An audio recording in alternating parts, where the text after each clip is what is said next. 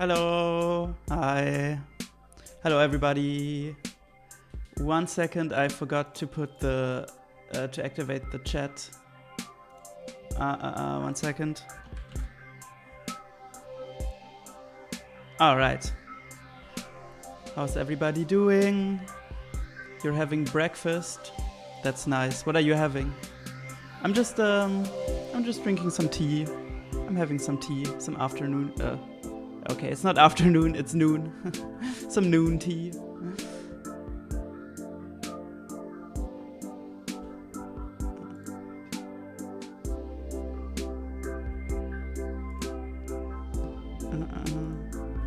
Alright, let me set up everything really quickly. So, yeah, just as announced, we will be playing the strategy game Master of Orion today. It's like one of my favorite games. Yeah, this year I've really gotten into it.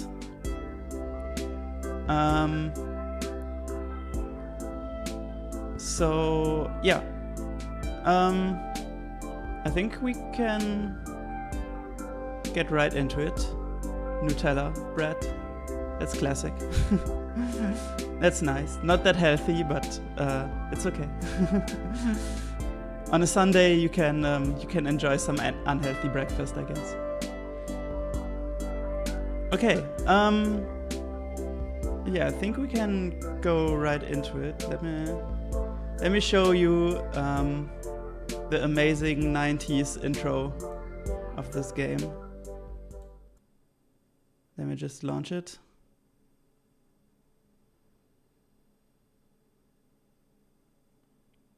Why is it not showing on stream? Ah, there it is. Okay. Yeah, this I love this intro. It's so 90s. Let's look at this. Alright, there are some ships that definitely do not look like the Klingon ships from Star Trek. There's some bombardment. There's the biggest satellite dish again. We already had this big satellite dish in Mega Man 2. Guess it was a 90s thing. Alright, shooting some rockets.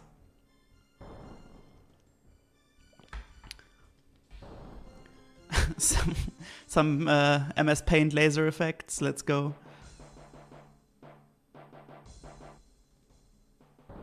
Ooh, got him.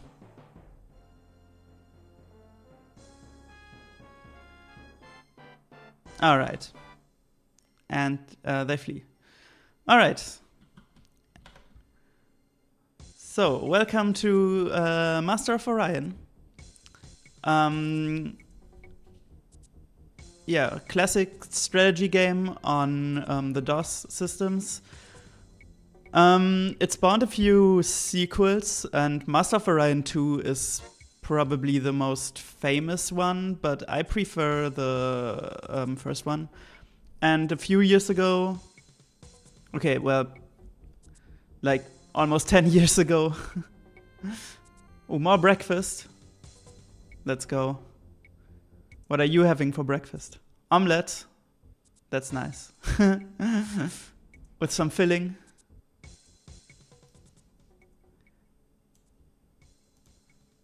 Or just straight up purist omelet. Okay, yeah, let me quickly introduce the game and what we're gonna do. So, Master of Orion, again, old DOS strategy game, one of the first like turn-based strategy games. Onions. Let's go. Nice. Yeah, and I will be playing it. I will try to explain a little bit what's going on. The game looks way more complicated than it actually is because of the old, slightly outdated UI. Also, I do want to mention that I'm playing on like a fan remake version. All of the gameplay and the graphics, it's all the same. It's just that this game, this version runs way better. The original version is really slow and laggy. So I'm playing this version because it's just a little bit more responsive and fun to play. But yeah, all of the options and everything. There's some, I can show you, there's some UI options. So you can make the UI different. There's some bug fixes in here that I've turned off. So we're playing the original experience.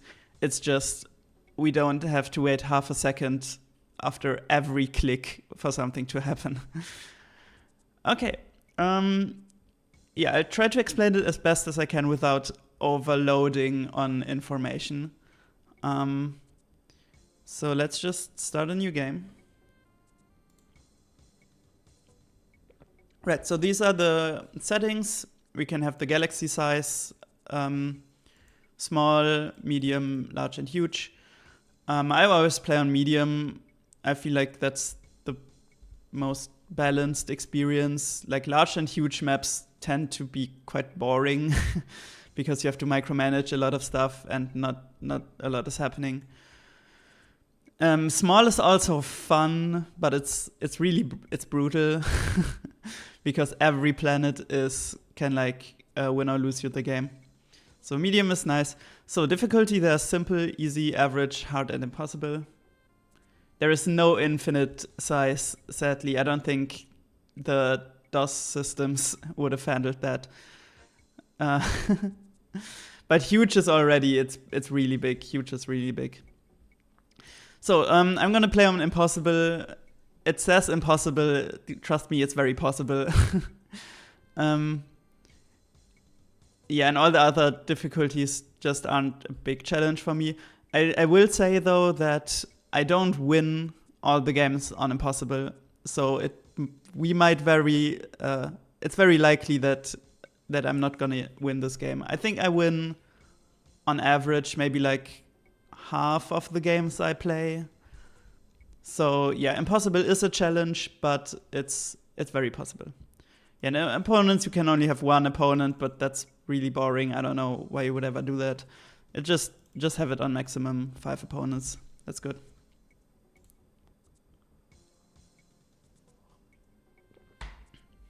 All right, here we go with the races. So these are the races. There's the humans, and then there's some, Master of Orion specific races. The races are really cool in this game. I'm not gonna tell you about every race right now because that's just way too much information.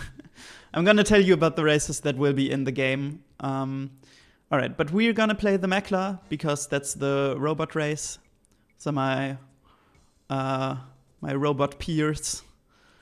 And we will try to take over the galaxy. But just as the title of the stream says, we're gonna take over the galaxy peaceful and by democratic means. So, yeah.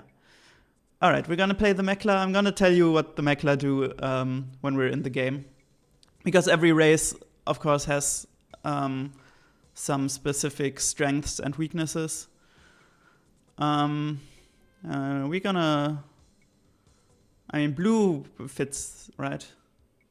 Yeah, there's cat people in here. There's the Martians. The thing with the Martians is that they're the worst race in the game. They're terrible. I'm very sorry to tell you, they're horrible. I really like playing as them because it's really challenging. Because you cannot just easily win by democratic means. But yeah, they're really bad. I'm sorry. I did not want to go to the... I wanted to go to the screen again, yeah. So the best race in the game is the Cylons. Those, like, 50s saucer alien people. They're the best race in the game. They have the best research.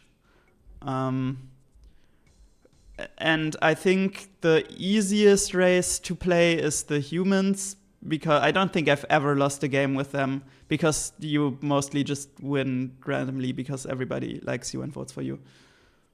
The Martians are doing their best, yeah. It's not Martian, it's Martian. But yeah, all right. So again, we're gonna play the Meklar. The Meklar are like, they're pretty special in a way. You have to play them in a weird way, different than all the other races. And I think they're like a mid-tier, I guess. All right. So my name. So this is the leader's name. It barely shows up in the game, so it doesn't really matter. All right, here's the fun thing in this game. We can rename all the planets we're getting. So if you have some suggestions for planet names, you can drop them in the chat. We can, yeah, I didn't get the copyright. Well, no, they had to make a cat pun out of it. You always have to make cat puns if you make a fictional cat race. All right. You want to call our homeland Bedstorf? All right, let's do it. All right. Okay, so welcome to Master of Orion. This is the galaxy screen. Can click around here a little bit. This is the main screen. There's a lot of information here. I'm gonna explain the important stuff. Don't worry. Let's look at the map first. This is the map. So all of these things, they're star systems, and they have a planet that we can land on and colonize. Here we have our homeworld. So we're very much in the corner, which is good, because that means we can get a lot of these planets here uncontested, hopefully. All right. Yeah, the star systems have different colors. What's important right now is that the homeworlds can only be on the yellow stars. So that way we can kind of try to figure out where the AI started. And as you can see, this whole part of the map has no yellow stars except our homeworld. So this means this part of the map, there's definitely no AI here, which is very good, because in the early game, the AI will destroy you.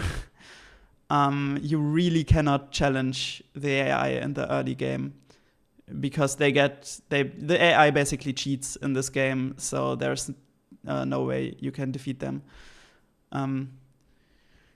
Right, so there probably is an AI like on one of these planets. So this part, we might get challenged. There might be AI here. So why am I telling you this? Basically, we're just gonna try to focus on like this part here and hopefully get some good planets here.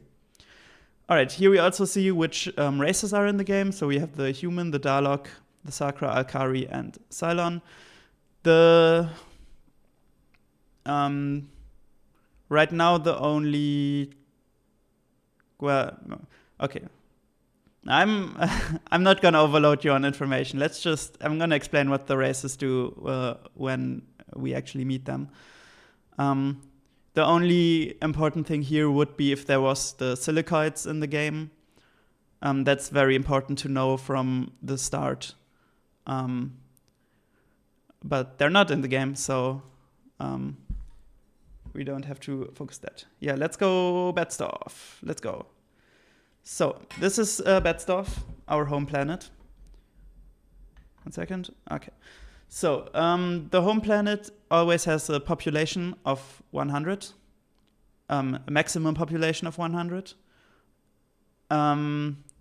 which is really good. So planets have different sizes, and they start by like a maximum population of 10, and the maximum population is 120. So 100 is already really good. Here you see the population we actually have, which is 40. So this number can only go up to 100 on this planet. Yeah, the sliders I'm gonna explain later. Except, okay, so Right, I'm gonna explain it now really quickly. So we have a production here. This is basically the amount of money we have on the planet. It's money and production in this game it's the same value. So the amount of production is also the amount of money you make. And this production we can put into all of these different things via these sliders. So like I could put the slider up to maximum. That means we're putting 100% of the production, which is 38 right now, putting 100% of the production into industry. Or, we can do like a 50-50 thing. So we want to build up industry first, because the more industry you have, the more production you get. So at the start, we're just gonna put as much stuff into industry as possible. But also we have to put a little bit into eco, because as you can see, if I put more stuff into industry, it says waste right here. This means we're polluting our planet, and we don't want to pollute our planet, because then our population is going to shrink, going to destroy the planet. So yeah, even in the 90s, the developers of this game were like, yeah, global like climate change is a thing, don't pollute your planet too much. So we always need to put a little bit into eco to keep it clean, but the rest we're gonna put into industry. Ship is shipbuilding. Defense is you can build missile planets on your planet, missile bases on your planet if somebody attacks you. And tech is researching technology, which I will get into later when it gets relevant. Okay, but right now it's important. We're building more industry to get our production up. And if our production goes up, we can also build more industry faster. So this is very worth it. All right, we also start with some ships. We got 2 scouts. So the scouts, they can fly very far, but they have no weapons on here. We can only use them to, scout the different planets. And the colony ship, that one is used to build a new colony, which we'll do right away. So we have these planets around us that we can send our ships to.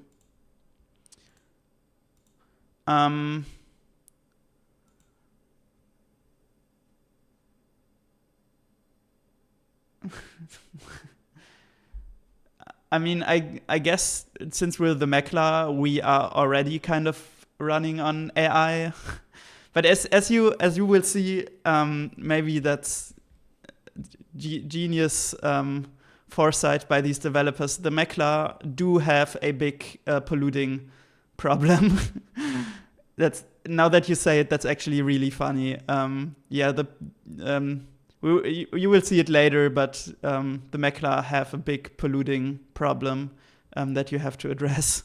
So maybe the developers were really ahead of their time. Either that, or it was always clear what was going to happen with that technology.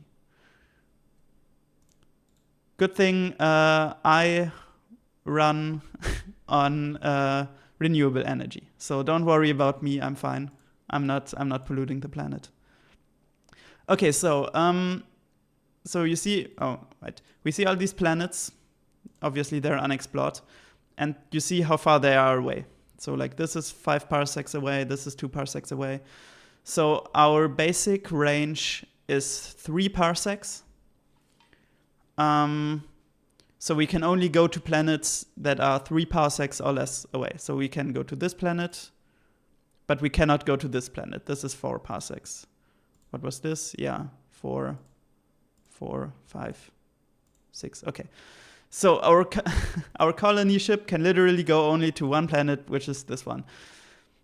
Our scouts this is what I said with our scouts can go further. They have a bonus of 3 parsecs, so the scouts can go up to 6 parsecs, but our colony ship can only go up to 3.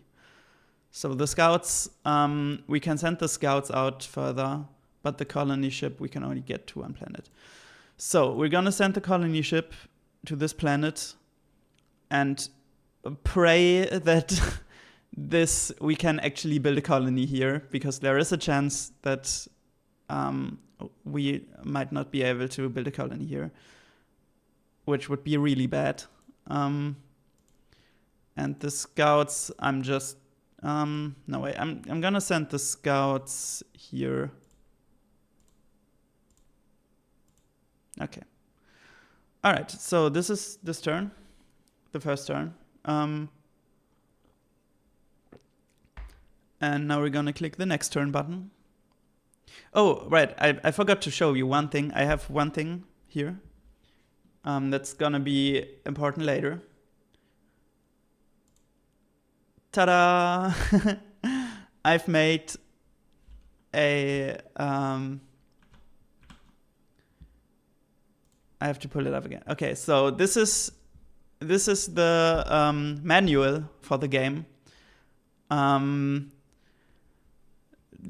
Back in the day, the in-game, there isn't really a good in-game tutorial of this game. So they really wanted you to have this manual. And it's really cool that even with the modern releases, they give you a PDF version of this manual. And this manual is insane. Like, look at this. This is a 70-page manual. And yeah, you get all sorts of stuff, and we're gonna need that at a few points, because there's some information in here that's important, that like these okay, we're not gonna look at these weapon tables, don't worry. But yeah, the technology development table is really important. And as you can see, there's a calculator there. The calculator is also gonna be important later, but I'm gonna tell you why later. All right. So now that you've seen this, let's go back to the game. Okay. Let's hit next turn. All right. The only thing I don't like about this fan remake is that the next turn screen is really fast. Like, you see the whole galaxy and like all the ships move, and like in the normal game it takes like 1 or 2 seconds, but here you really have to pay attention. All right. So the first few turns are not going to be that intensive, so I'm going to click next turn like a few times here in a row. Okay, so it's a habitable planet. That's very good. So this is planet Proteus. You can also think of a name if you want. You can, again, we can rename those planets. It's minimal, so it's a small planet, but 45 population is actually quite big for a minimal planet, so I'm fine with that. And later in the game we can make it bigger. So let's land here. Let's look at this cool 90s animation.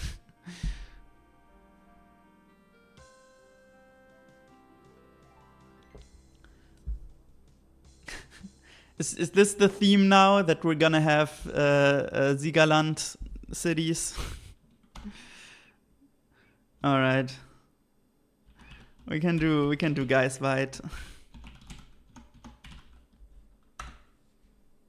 Okay. So we have this new planet. We only have 2 population on it. That's not a lot. And see, our industry, we're building 0.1 factories per year. So this would take forever to build up. So what we can do is we're gonna hit the trans button. And no, this won't change the gender identity of our population. We can transport our population. So I'm gonna put 5 million population from Betzdorf to Geisweit. It's gonna take 2 turns, but yeah, that's fine. So yeah, and that helps just kind of jumpstart this planet. Okay, so now I want to build a few scouts because I want to put scouts on all of these planets that we can reach with our basic range. Ships can go to 12 parsecs. In the late game, there's basically a tech that gives you infinite range. So 12 parsecs, I don't think you can reach 12 parsecs by, I think range 10 is the maximum range. And then after that, it's just, you have infinite range. Because like, I mean, even, yeah, like if we go corner to corner, it's like 24 parsecs. But yeah, it's also, if you get a new planet, you also gain more range. So the range is always from your nearest planet. So that means even if I want to go on the other side of the map for some reason, I would need to like take over planets and then extend my range that way. But that's, I mean, there's no reason to go on the other side of the map. All right, let's see how many scouts I need to put a scout on all of these planets. So we got 1, 2, 3, 4, 5, 6, 7. That's a lot of planets that we can reach here now. Oh, right. There's I forgot. Okay, there's another quirk this game has that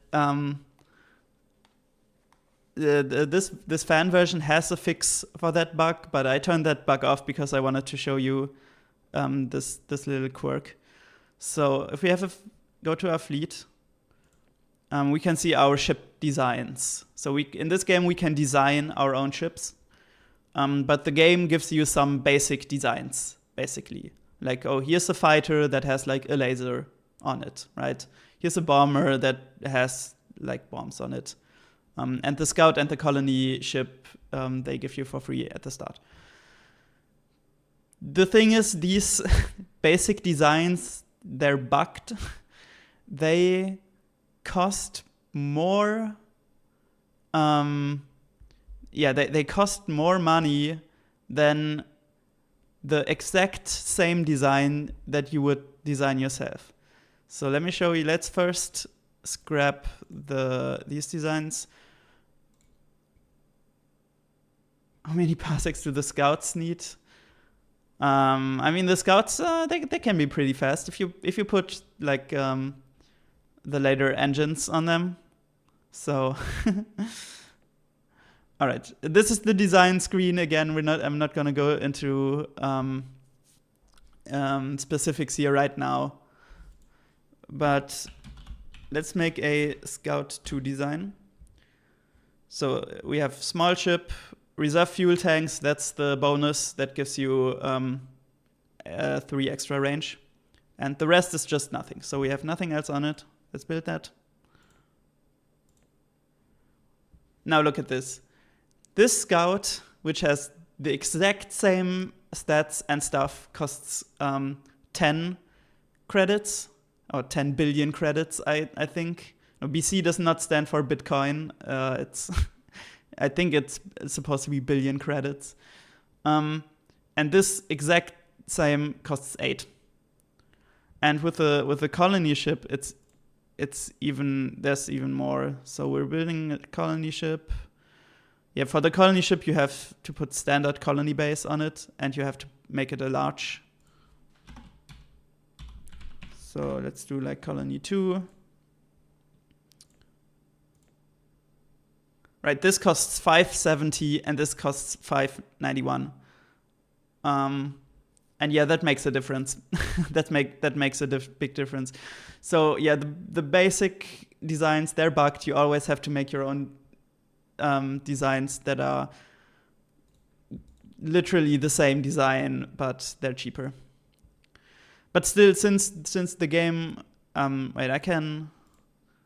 Nope. That's not what I wanted to do. So I can scrap this one. I'm not gonna scrap these scouts because, well, the game gave them for free. So like I'm gonna take them, but I'm not gonna build new ones. Okay, so now we're putting stuff into ships. We're not. What did I say? 7. Oh man. That's. Alright, let's at least build 3 to put them on these planets. Yeah, that's. I really want to put scouts on these planets, have scouts patrol these planets, because that blocks the AI from colonizing them. It's also a weird quirk of this game I'm gonna show you later, but that's actually really important. It's gonna slow down the industry building, but that's okay. Oh, we got 4. Okay. Yeah, sometimes these numbers are a little bit bugged. It's it's a game from the 90s. Okay, it's a little bit bugged. Okay. So we're sending scouts on all of the planets. And now we need 3 more. Yeah, okay, we're gonna build the 3 more. All right. Again, this number says how many we're building. And with scouts, obviously, they're really cheap, so we're building a lot of them in one turn. With larger ships later, we're gonna need a lot of turns to just build one ship. But yeah. You're also a little bit bugged. That's okay, that's okay. Alright, and we're gonna send 5 million more people to Geisweit. See, we put 5 million people off of this planet, so our production went down. So I had to put a little bit more into the shipbuilding to get to 3 ships. And this is what I like about this game. It looks very complicated, but actually it's very simple. It's way more simple than Master of Orion 2 and a lot of other strategy games, because especially all of the production stuff, the money managing, the game kind of does it for you, and it's very intuitive, and you don't have to like micromanage all of your money and production stuff. This is what I like about this game. Ooh, all right. So we scouted a planet right here, and it's a 100 planet. That's really good. Again, the maximum is 120, but it rarely ever goes over 100. And finding a 100 planet is really good. So we really want this planet. Okay. Yeah, it's really rare to get to planets over 100. But yeah, 100 is really good. So we definitely want this. So there could be an AI here, so we have to watch out that the AI doesn't get to this planet first. Though it is in range. We could build a colony ship very early. So 4X strategy is basically this genre of turn-based strategy games, and Master of Orion and the first Civilization games, as far as I know, are the first ones to really pioneer this like turn-based strategy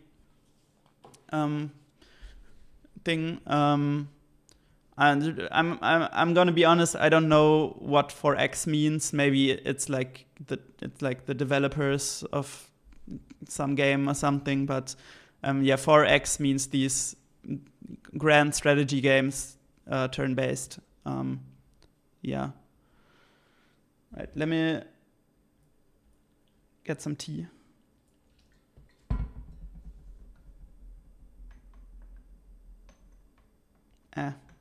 Okay. All right. So, okay. I think most of the time I send 15 population to my second planet, but since this planet is pretty small, I think 10 is enough. And I want to get to a colony ship really fast. The thing is, so this is in range for colony ships, which is really good. But colony ships take a long time to make. So here we have our colony ship, and this would take 18 turns. That's a long time. So we really need to build up our industry first here till we get to the colony ships. Yeah. Okay. T not cause rust. Not really. Oh my god, no way. It's 110 planet and it's fertile. Oh, we're cooking here. Oh my god. Okay, so yeah, so planets can also have these bonuses. I'm gonna be honest, most of the time the bonuses are bad. But sometimes you're lucky and you find a planet with a good bonus. This means fertile, which means that the population grows faster on the planet. And also the planet has a bigger size. This is why this is 110. So I think, yeah. So 100. So both of these planets we definitely want. But no, tea does not cause rust. I mean, I was built with in mind with drinking tea. So right. Okay, so we're actually getting really lucky here with those two planets. The only danger is that an AI comes and takes these planets first. Like, I'm still worried about this planet right here. So yeah, but there's no danger like right now. Okay, I think now we're at the part where we're just kind of clicking. Okay, so this is, yeah, it's hostile 45. Oh, and this is toxic pop 10. Okay, so this is like one of the worst planets you can roll. This is horrible. Oh, this is like, but this is the actual worst thing you can roll, which is no habitable planets. So this star system is just, there's nothing here, and there is no way to change this.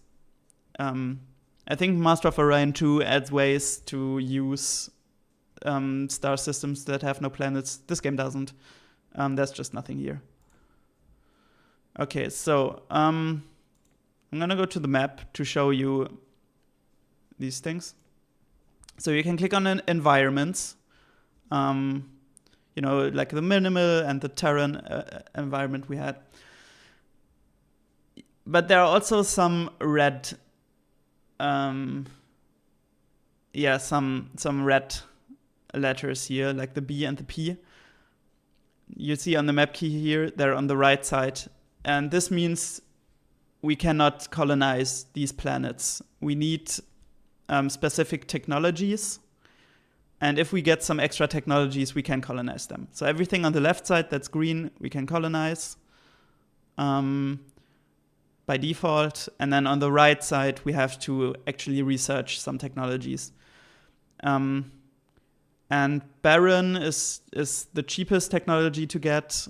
So we're gonna get that barren planet at some point. But like toxic, so this is also in the order of how expensive these are to, or how late game basically you're gonna get. So barren we're gonna get at some point. But like toxic is down here. It's really expensive.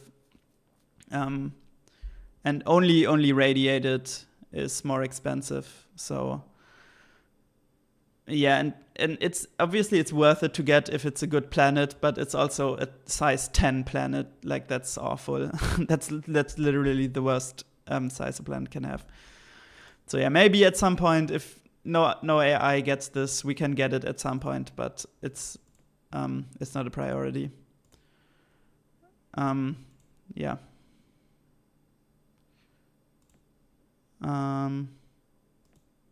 Yeah, that's what I wanted to show you. Okay. Next turn. Ooh, okay, so we got a planet with a good size. 75 is a good size, but it's ultra poor, which means production is 1/3. So it's still good to have these planets just for the population. But basically doing anything on these planets takes forever, and so yeah, also not a priority to get. Okay, so this needs one more turn, and I think then yeah, this one also. This one. Okay, so let's see, one more turn. So another small barren planet, not that important. Another good planet size, but ultra poor again. Okay, so I see. So you can fix the planet. Sadly, there is no way to fix an ultra poor planet. So with hostile planets, like the barren planet, there are technologies later where you can basically remove the hostile element. With ultra poor planets, there's nothing you can do. They will be ultra poor forever, and no technology will ever change that. I'm sorry. So basically, our strategy in this game is going to be those 4 core planets, basically the good planets, and then I mean, we will get some other planets, but we will be focusing on keeping this kind of center. Let's see what this is, though. Ooh, okay. So this is an interesting planet. So it's pretty small. It is toxic, so as I said, we can only get to it later in the game. However, it is ultra rich. So ultra rich is it's the opposite of ultra poor, which means the production is tripled on this planet, which is really good. So even if the planet is small, the production will be basically on par with with a planet triple its size. So that's really good to have. It really depends if an AI is here, if we can get this or not.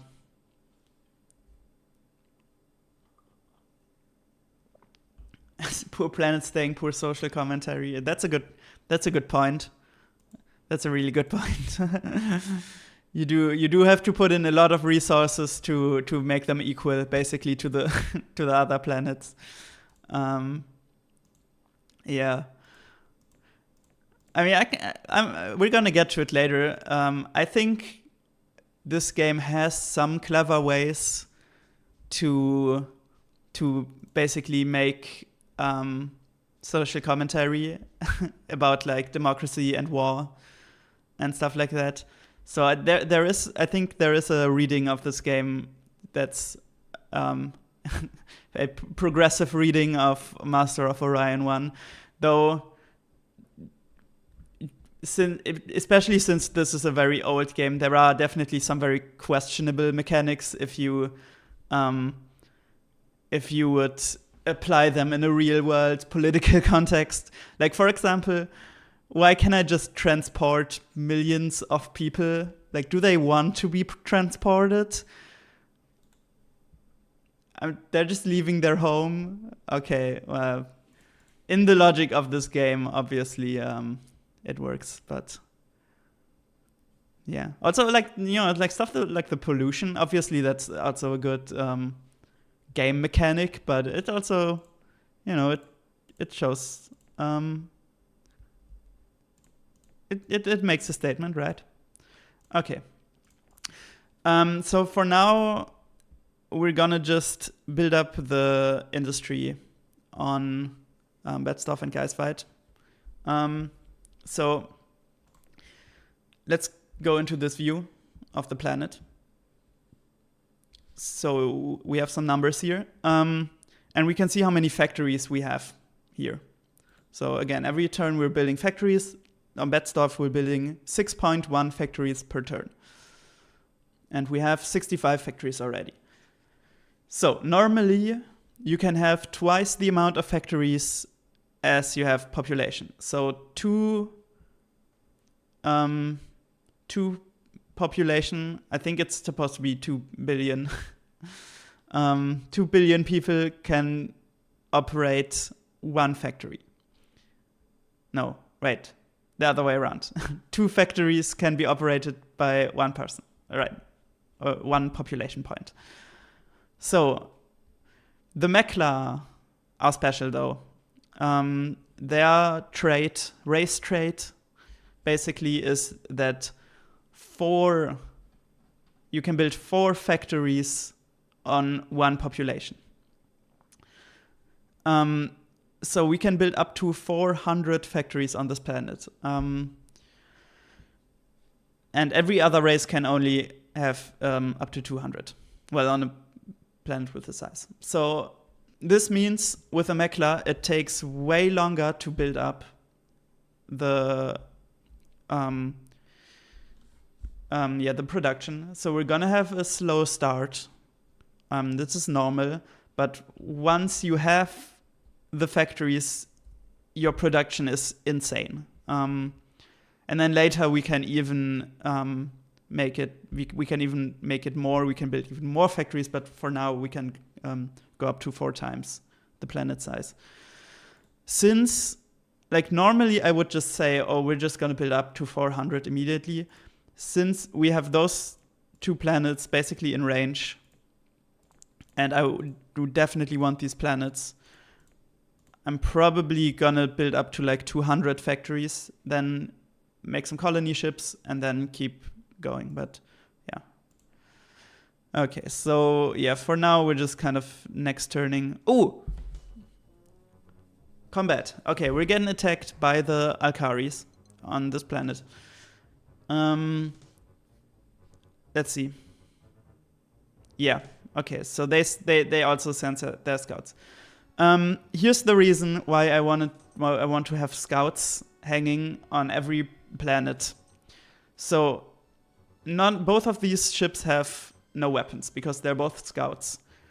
Now you wonder, how do they resolve combat if both ships have no weapons? This would just go on infinitely, right? Because we can't shoot at each other. Well, the developers were kind of lazy. Or, maybe they didn't figure out a better way or something. But basically this is just gonna happen. I'm just gonna move. And they just retreat. So the AI always retreats when they have no weapons. Which means if we also have ships on here that have no weapons, we can kind of abuse that and just make them retreat all the time, even if we don't even if we can't shoot at them. So they didn't get a scan on this planet, and more importantly, in the early game, colony ships do not have any weapons. So if an AI tries to colonize a planet that has a scout, that has my scout on it, they will also just retreat. And that way you can kind of block the AI from taking planets. This only works like very early in the game, because it's later in the game the AI will start sending armed colony ships, or they will just send basically an escort with weapons. And then my scouts are useless, obviously. But in the early game, this is really good, and it's really important to do this, because colonizing a planet for the first time, that's easy. getting a planet from a different race is actually really difficult, and it has a lot of problems attached to it. So we really want the AI to not get any planets. Yeah, we can get planets. All right. Yeah. So how many factories? So we're at 100 factories again. Yeah, we're just next turning here. We're just waiting for, yeah, what did I say? 200 factories. Yeah, let's do 200 factories. So like 5 more turns.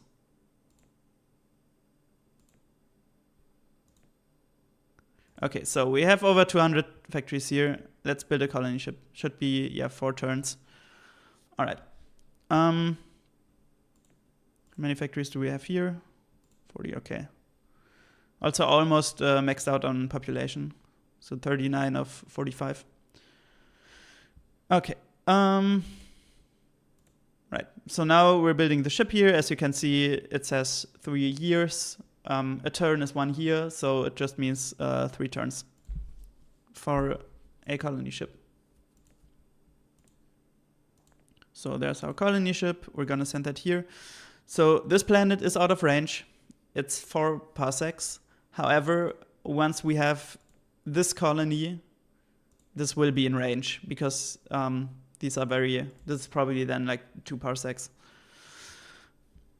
So we're building another colony ship immediately. All right. So I think Netfin was the last. All right, and we have our next colony ship. All right. Now we're putting our production back into industry because yeah, we really want to.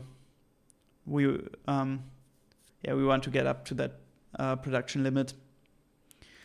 That's what you want to do with the Meklar. So, all right, fertile planet. Oh, I really okay. Oh, I forgot to rename. If you have a name, I can. This also in the original game you cannot rename planets once you've colonized them, but in this version you can. So if you have another Siegerländer city you want to name this, then you can tell me. I kind of messed up a little bit here. I should have sent population to Netfin way earlier. So we're doing 5 million here.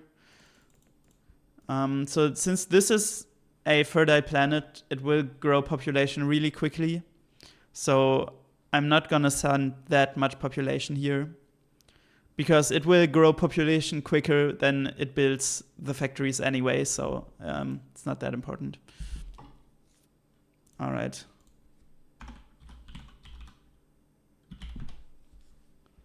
Okay.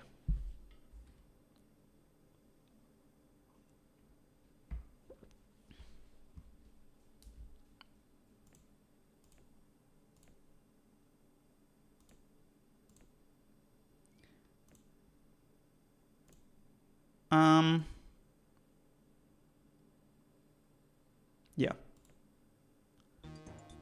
Oh, this is the news. All right. So sometimes it will just give you the news. This very cool looking fellow right here. It's a GNN, Galactic News Network. And sometimes they give you important information. And sometimes they just do stuff like this. Current ranking of space fleet strengths.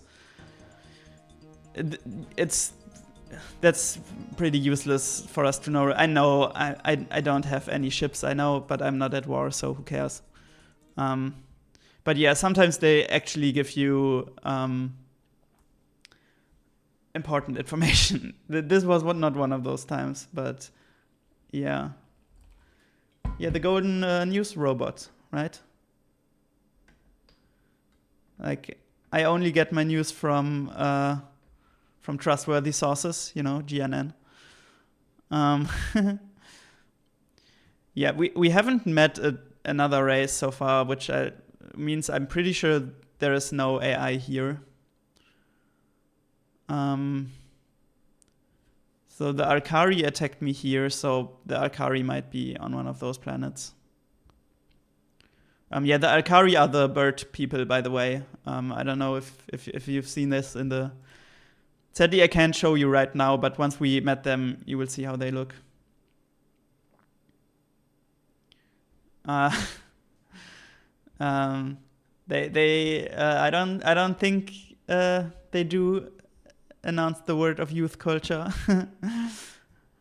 I mean, I guess the problem is that there's like 6 different races here, so they all probably have their own youth cultures.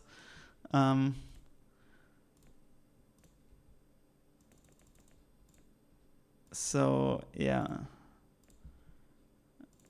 Again, transporting a few people over to the planet to jumpstart them. Okay. And this is... Ooh, this is... All right, let's go to our trusty calculator. See, this is why I wanted to have a calculator. 45 times 4, 180. So I would... oops. I just wanted to calculate how many factories we can build on here. So we can build up to 180 because we have 45 population. Again, we can build 4 times as many factories as we have population with the Meklar. So this has max. This is a little bit a weird thing of this UI. It just means that because our population is not at maximum, we have more factories that people can actually work on. That's not a big problem. If the population grows, this number will... they will get to the 180 factories. We can use that turn, if we're at max factories anyway, we can use that turn to open up our tech tree. You want to open up our tech tree? So this is the technology screen. We have these 6 different fields. So computers, construction force fields, planetology, propulsion, weapons. And we can also emphasize different things. Let's just level all of them. So we're going to do that later. For now, we're just going to keep everything the same. And yeah, so at a planet, so we have this tech. Yeah, tech tree. So we have this tech, so we can put our production into research, and it shows how much our research is. So this is at 84. 1 second, my mouse is in the way, I know, but it's at 84, trust me. And so the way the tech tree works in this game, this is an interesting thing in this game, which I really like, and I'm very sad that they never brought this back in Master of Orion 2 or in the 2016 reboot game. The tech tree is randomized. So let's go to our trusty manual again. Scroll down. So here we have the full tech tree. So these are all of the technologies you can get. Computers, construction force fields. This means which level they are. And here we have planetology, propulsion, and weapons.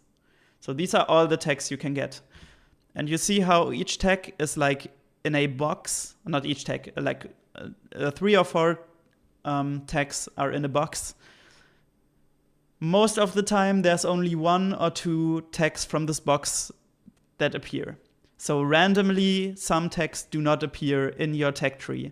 And it's random, and there's no way of knowing until you get there. Which really keeps this game interesting, because you never know how the tech tree will screw you over this time. So we will sometimes look at this complete tech tree to see which technologies we might have missed, which didn't appear. Yeah. So yeah, the level 1 technology is the one you start out with. So this one, these ones we already have. But now we'll see which other technologies we'll get in the first field. Oh, right. This is how the tech tree works in basics. And I said the Cylons are the best race in the game. Well, they're the best race in the game because they get more choices in technology as the other races. And that's really important in this game. Okay, so here we have our cool research robot, our scientist robot, who I love this design so much. The background looks very Star Trek, but that's cool. Okay, so for computer technology, so now we can choose a technology that we're gonna research. So if we click on one of these, we don't actually have that technology yet. We're just starting to research that technology. So here I'm gonna get Deep Space Scanner. That way we can see more. It's really good. Construction. This makes I kind of want both of these, damn it. So this one, improved industrial tech, makes it cheaper to build factories. And this one makes it that factories pollute less. Since we're gonna building a lot of factories, we have 4 planets. The 3 of them need to get up to like 400 factories. I'm gonna do the cheaper factories, though we definitely need some pollution tech at some point. Looks Fallout, yeah, a little bit. Yeah, I see it. All right. Yeah, force fields. The first tier basically of force field technology has no choices, so it's always class 2 deflector shields. Like, this is always the case. Okay, so we can either do improved terraforming. That way we can make all of our planets 10 population bigger, which is good. Or we can get controlled barren environments. Since there are 2 barren planets in my vicinity, I think I'm gonna go with controlled barren. That way we can land on these planets. All right, and these are just range technologies. So we can either get range 4 or we can skip to range 5 immediately. I should have looked at if I need range 4. The thing is, down here it says how expensive the technologies are, and as you can see, range 4 is 360 and range 5 is like 1,000, so it's like almost tripled the cost. So if you don't need range 5, sometimes it makes more sense to just go for range 4 to just get the cheaper technology. The barren planet at the top might be 5. Yeah, let's just go range 5. It's okay. All right, and weapon. Well, I like both of those. Hand lasers are extremely cheap and very valuable. They add to your ground combat. I'm gonna explain ground combat at some other time, but yeah, it's good. Since I definitely want improved industrial tech 9, I'm gonna put the slider up. Wait, huh?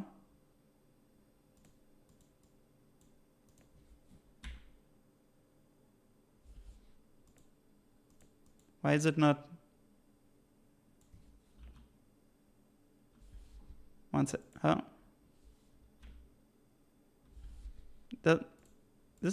This used to work differently. What? Oh my god. Okay, so okay. All right, let's do it by hand then.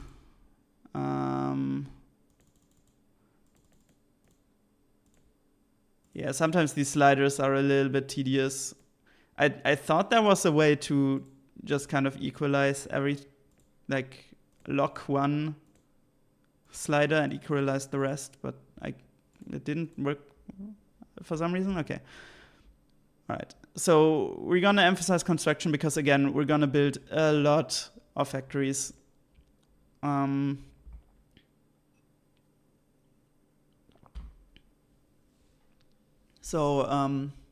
Yeah. So that's worth it to do. How many factories are we? Okay, so Betzdorf actually has probably 2 or 3 more turns. Yeah, 22. So 2 or 3 more turns, and then we're actually finished. Or not finished, but we built max factories. That's really good. All right, so okay.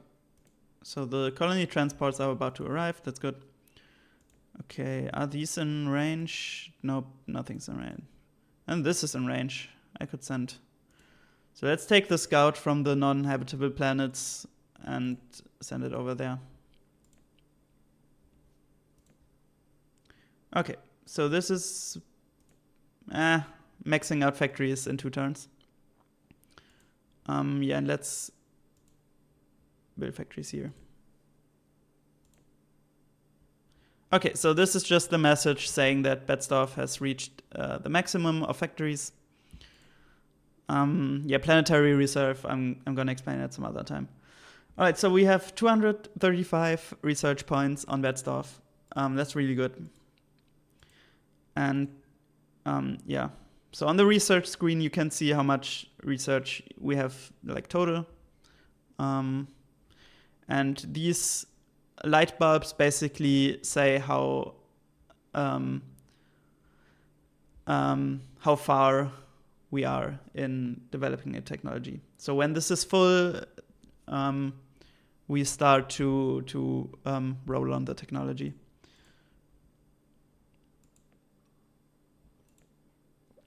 All right, guys, fight also maxed out. That's really nice. So I'm surprised that we still have not actually met another race. So there was the combat with the Alkari, but having somebody in combat does not actually meet them. Our planets have to be in range of each other to actually meet each other, and then they would appear on this screen. But yeah, we don't have any contact. I don't hate this because, again, in the early game, the AI just really destroys you if they declare war on you. So yeah, just kind of damn, this is 4 passes. Yeah, I could have done range 4. It's fine. How far is this way? 8, okay. So yeah, right now we're just there isn't a lot happening. Okay, we got improved industrial tech 9. That's really good. Okay, so yeah, so basically you advance the tech tree by getting a technology of. Wait, I'm gonna show you again on the here. Okay, so yeah, so if you get one technology from one of these tiers, you move on to the next tier. So, and we want to keep our technology tree moving. So even though reduced industrial waste 80 would be really good, I don't really want to get it because then we're spending a lot of research points and not actually advancing the tech tree. Sometimes it can be worth it to do that, but generally you want to avoid doing it. So we're just gonna go for the next tree. Duralloy armor is the only thing we can get. See, improved industrial tech 8 was skipped. So Duralloy is the only one we can get, which is fine. Duralloy is good. And that way we keep the tree going. So we're gonna get Duralloy. Yeah. So Duralloy armor gives your ships more HP, which is really good. and really important. And also gives your ground troops a bonus. All right. Yeah, let's do controlled Baron next. I think. Okay. Let's just kind of equalize. Wait, I'm gonna try this again. No, this is not how it used to work. I don't know. Anyways, maybe I've changed some setting or something. Yeah, let's just kind of do equal spending. There are a lot of useful things in here. Okay, so when the light bulb is filled up, we get this percentage chance. Basically, this is just the percentage that we have of getting that technology. So we have a 27% chance to get the hand lasers. If we don't get it, the percentage chance goes up. So let's see if we get that 27% roll.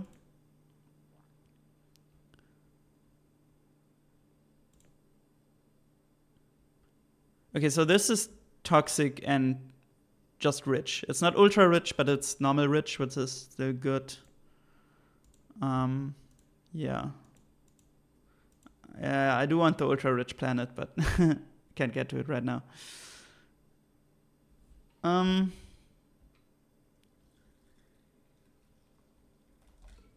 So wait, I wanted to check something, but I don't remember what. 1 second, I have to kind of move this a little bit. Okay.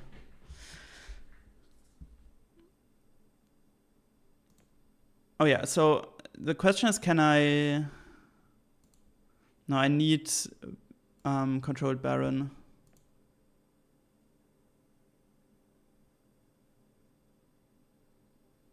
Yeah, we're gonna get it soon. It's fine. Okay, so we rolled the 27% chance we actually got it. Okay. So now we have anti-missile rockets and neutron pellet gun. Neutron pellet gun is one of my favorite weapons in the game. So we're gonna get that. Anti-missile rockets. They're annoying if the AI has it, but it's not that useful in my experience. So yeah. But yeah, neutron pellet gun is a really cool weapon. But the combat stuff I'm gonna explain later when we actually get into like a war or something. Then I can demonstrate everything. Yeah, right now it's just kind of building up. All right, controlled Baron. Ooh, okay, we get improved terraforming plus 20. That's really good.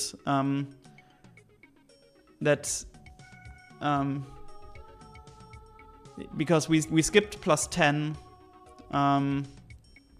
So now we can just immediately go to plus 20.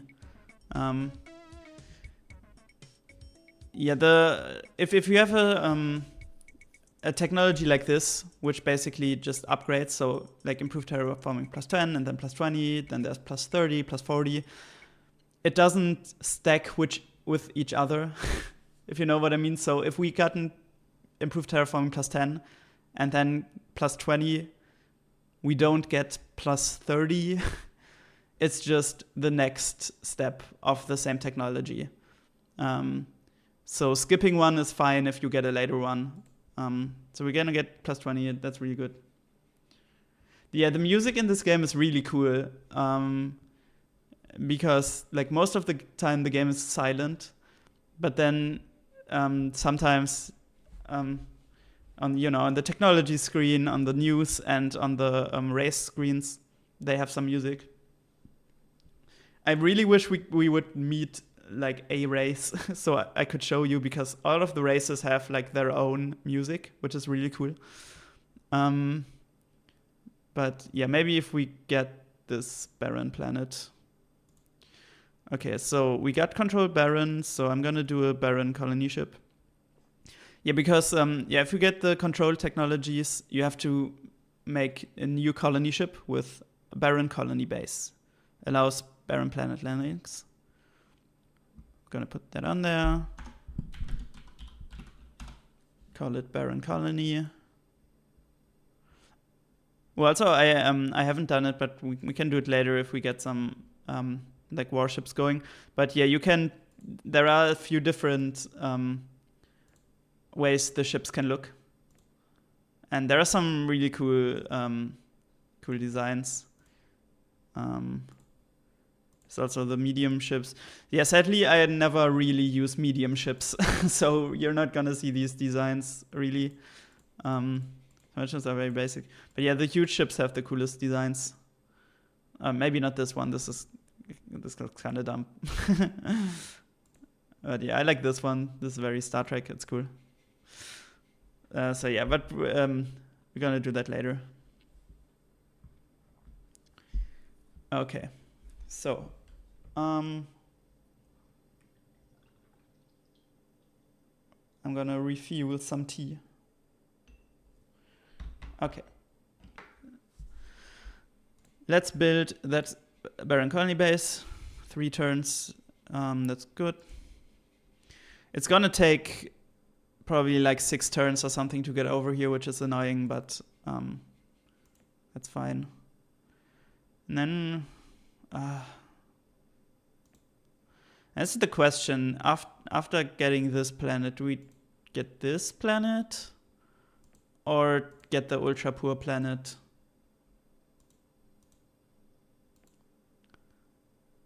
I'm not sure yet. I mean, probably the ultra poor planet is probably better, because this planet is so far away from everything. Like, there's no way an AI could get to this planet. So I really can chill with this planet, if you know what I mean, because nobody's gonna take that planet.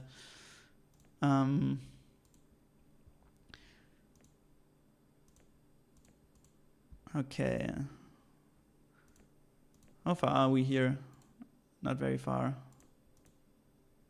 34 factories, okay. It's a little bit slow, but again, this is what I said with the Meklar. The Meklar, okay, deep space scanner. They do take a long time to kind of build up, but once you've built up, they're really strong. Ooh, and shields. Ooh, and range 5. Okay, we're getting everything. Okay. All right. Ooh, that's sick. We get improved robotic controls 3 immediately. That allows up to 3 factories per population for normal races. But since we're the Meklar, we have +2 already, so we can have 5 factories per population. So on a 100 planet, we can have up to 500 factories. And that's really cool to get this early. All right, this is just class 3 deflector shields. That's kind of bad. I think personal absorption shield could have been here. Okay. This is also really bad because let's look at the propulsion. Yeah, nuclear engines could have been on here, which makes our ship faster, which is really important. So we really want to get sublight drives on the next tier. Yeah.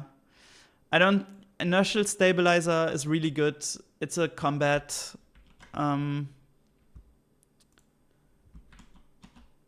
It's combat focused. It's really good on small ships, but it's really bad on big ships. But I think with the Meklar, I will prefer going big ships. So we're just doing range 6. It's not that useful, but I don't know. It's okay. So, and maybe with the bigger range, we'll actually meet some of the AI. Because what's good about meeting the AI is you can trade technologies. So the technologies that are not in your skill tree or in your tech tree, you can maybe the AI will trade them for you. So you can kind of, with that, you can kind of get the technologies that you're missing. But we have to meet anybody to do this. So yeah. I am surprised that we haven't met. Okay, let's see what this is. Okay, so yeah, I was literally about to say I'm surprised that that this has not happened yet. So when a race has gotten 6 planets, they announce it on the news. And yeah, it's normal that the AI gets it, but normally they get it way earlier. Okay, so we can check which year it is if we go to races and then status, and then it says the year. Yeah, and you could also like compare yourself with the other races, but again, since we haven't met anybody, this is kind of useless. Yeah. All right, let's make a normal colony ship that we're gonna send here.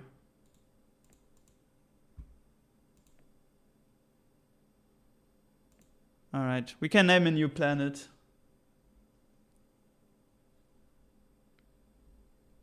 No sports tables, that's very disappointing. I want the news to be at least 1/3 sports focused. Okay, so we have the barren planet. What is the most barren Siegerländer city that you know?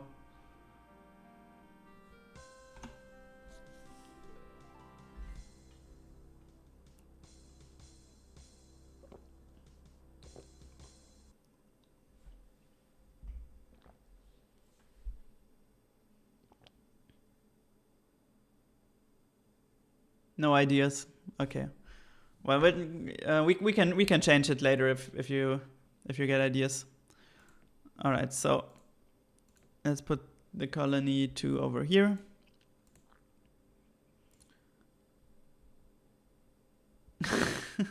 Yeah, guys, White is taken. I'm sorry.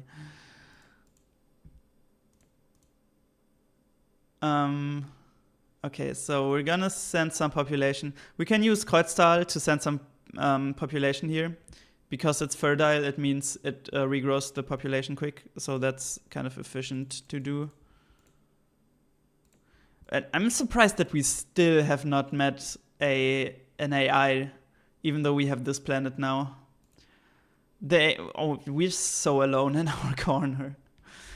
Which is good for winning the game, but bad for making an entertaining stream, I guess. Burbach, alright.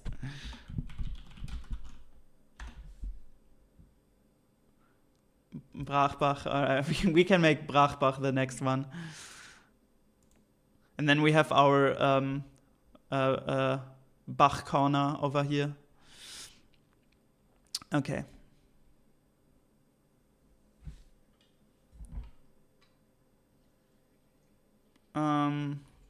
So yeah, I think for now 84. So we have our colony 2. Send it over here. Oh, I forgot I wanted to put more transport here. Okay.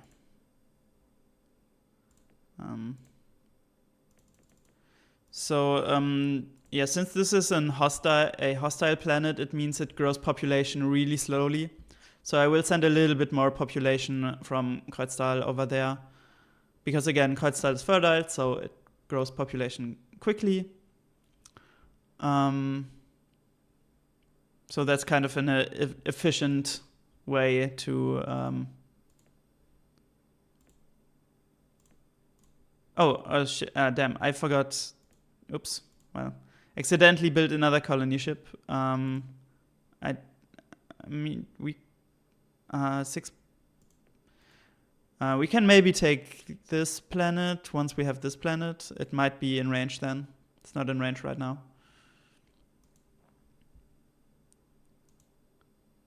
Yeah.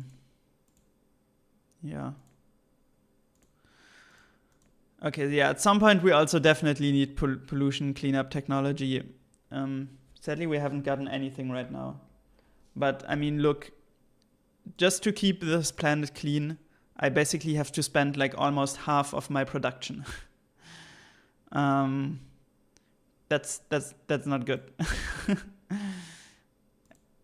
That's a lot I have to spend just to keep my planet clean. So obviously, if we get more efficient in eco, we can use our production more into like research or building stuff, building ships. All right. So we have Brachbach. Okay, these Alkari, yeah. Okay. So the Alkari are sending some kind of ship. Should have weapons on it. This is not a scout. This is toxic. I don't think they have the technology yet to have it a toxic planet. The AI does, the AI does cheat, so they get technologies way faster than the player does. But even for the AI, for the impossible AI, it would be very early if they could actually get this planet. They might go here, though. I think I need to start building some kind of ships just to, like, weaponed ships, just so we can defend our planets if somebody decides to attack them. Let's see. I really would like to get neutron pellet gun, though.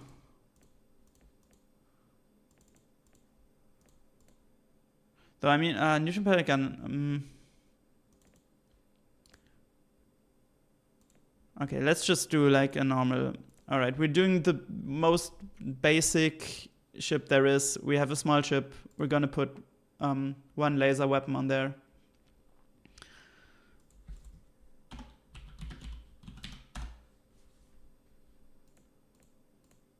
All right, these all look very similar. Let's do the dark one. Okay. Let's see how many can I build in one turn. 26, but yeah, 26. All right, okay.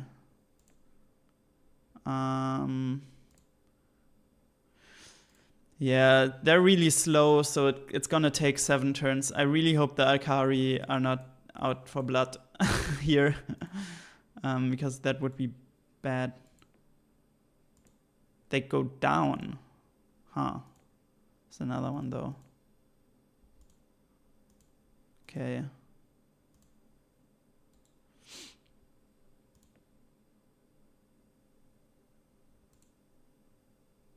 So what I've did here, what this line is just when I build ships, the ships immediately go here.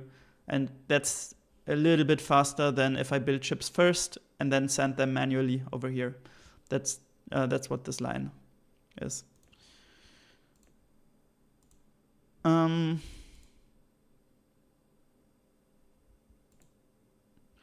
Okay, so they go down. They don't go near me, which is good.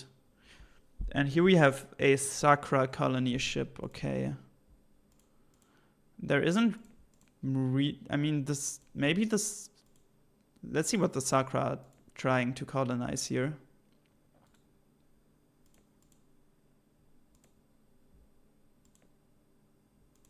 Okay, so they're moving. They might try to go here. Why would they go? What?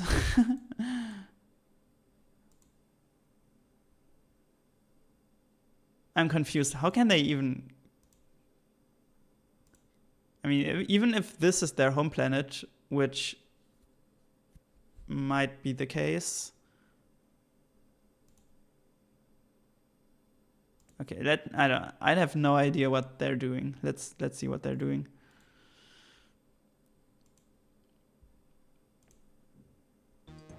It really looks like they're moving up there.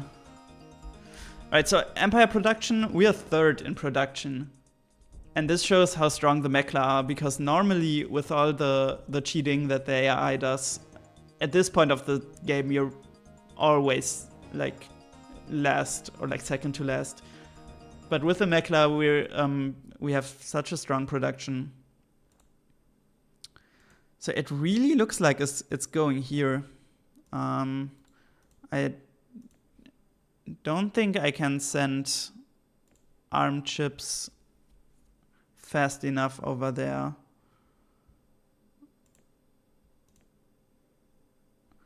If it goes here, then I don't care, because this is not habitable. Oh shit, this is out of range. Oh, that's right. Damn. Okay, so this planet is not close enough that this is in range. So we need range 6, which we're not even close to getting. I mean, it's fine. It's not like I need this planet. It's fine. It's ultra poor. It's just odd. Like, the Sakura would have a planet so far away from the rest of... like, even if the Sakura have, like, planets here or something, why would they... Maybe they have this planet? Maybe they've gone around, like, here? Very weird. So the Sakura, they are basically lizard people. And they really like to colonize stuff. They're really aggressively colonizing. In that way, it makes sense that they would just branch out and take every planet that they can get. It's just so far away. It's so weird. Yeah, this is like Hessen, right?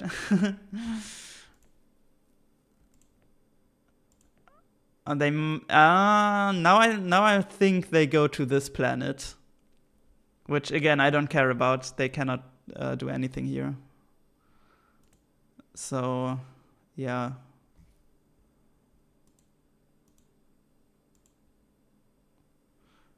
Okay.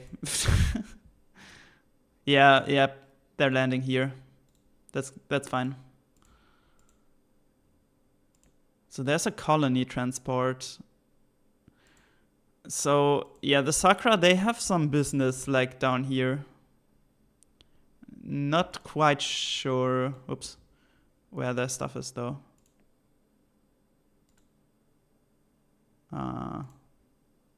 Yeah.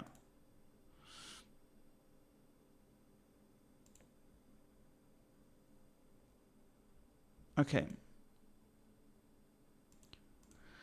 All right, let's stop building small lasers. Send these to Brachbach. And this is close. Netfin is close to maxing factories. That's really good.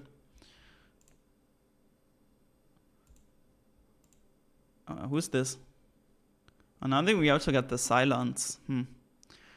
So there's a party going on, like, in this part of the galaxy, which I guess I'm not invited to.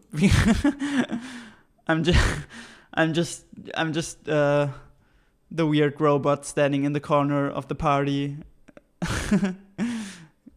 just building up my insane amount of factories.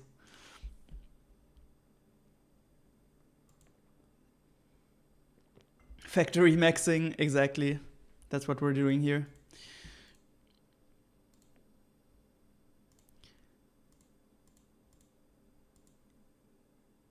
Okay. Huh.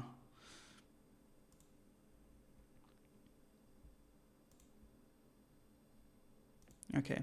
So we got 81 small lasers here, and I think these are like 70. Yeah, 74. That's not like a great defense, but in this part of the game, it should be enough to have like basic protection.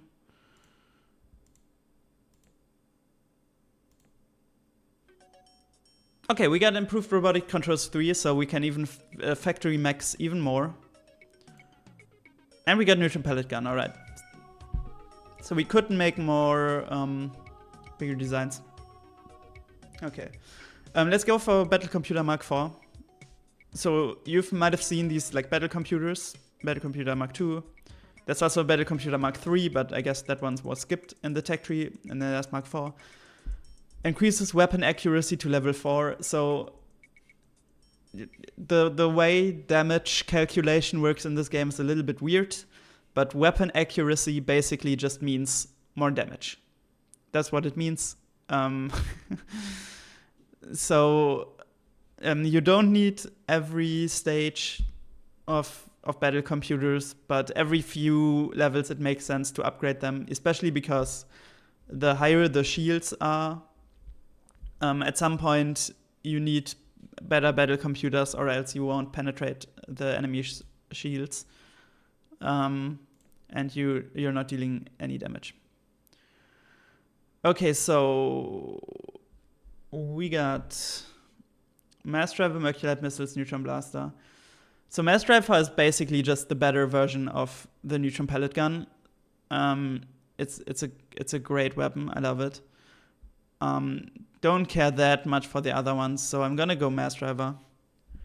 So combat in general is not my strength in this game, so I'm mostly just using the laser weapons that deal good damage. I know that goes way.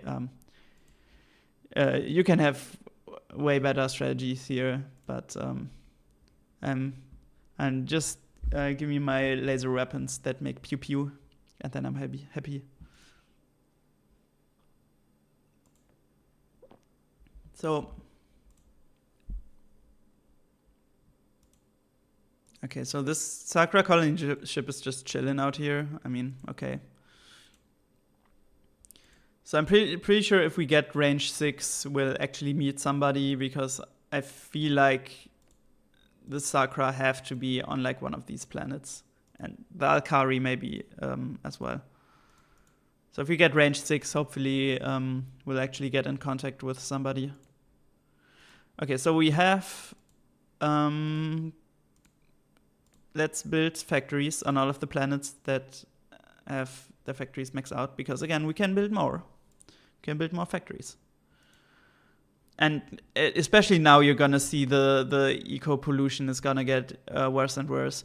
That's also why I wanna meet people so I can trade maybe for improved eco restoration or industrial waste cleanup. We really need that. To press pacifist. Yeah, I mean, most of the time you actually win this game by just being elected in the votings, which have not happened yet, but we will get to them soon. And I always try to avoid war.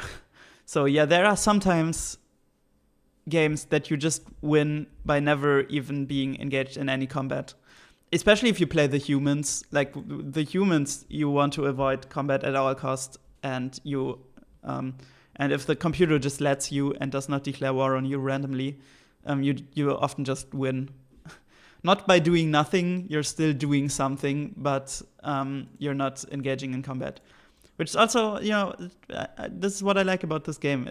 It's combat is a part of it, but it's not the most important part of it. Having a good economy, having a lot of planets, good production, that's also your diplomacy with other races is actually way more important than combat in a lot of games. But then, in a lot of games also you get involved in a war you maybe don't want to get involved in, and then you do have to fight. But okay, let's see what this is. Okay, the Sakura have 12 star systems. That's a lot.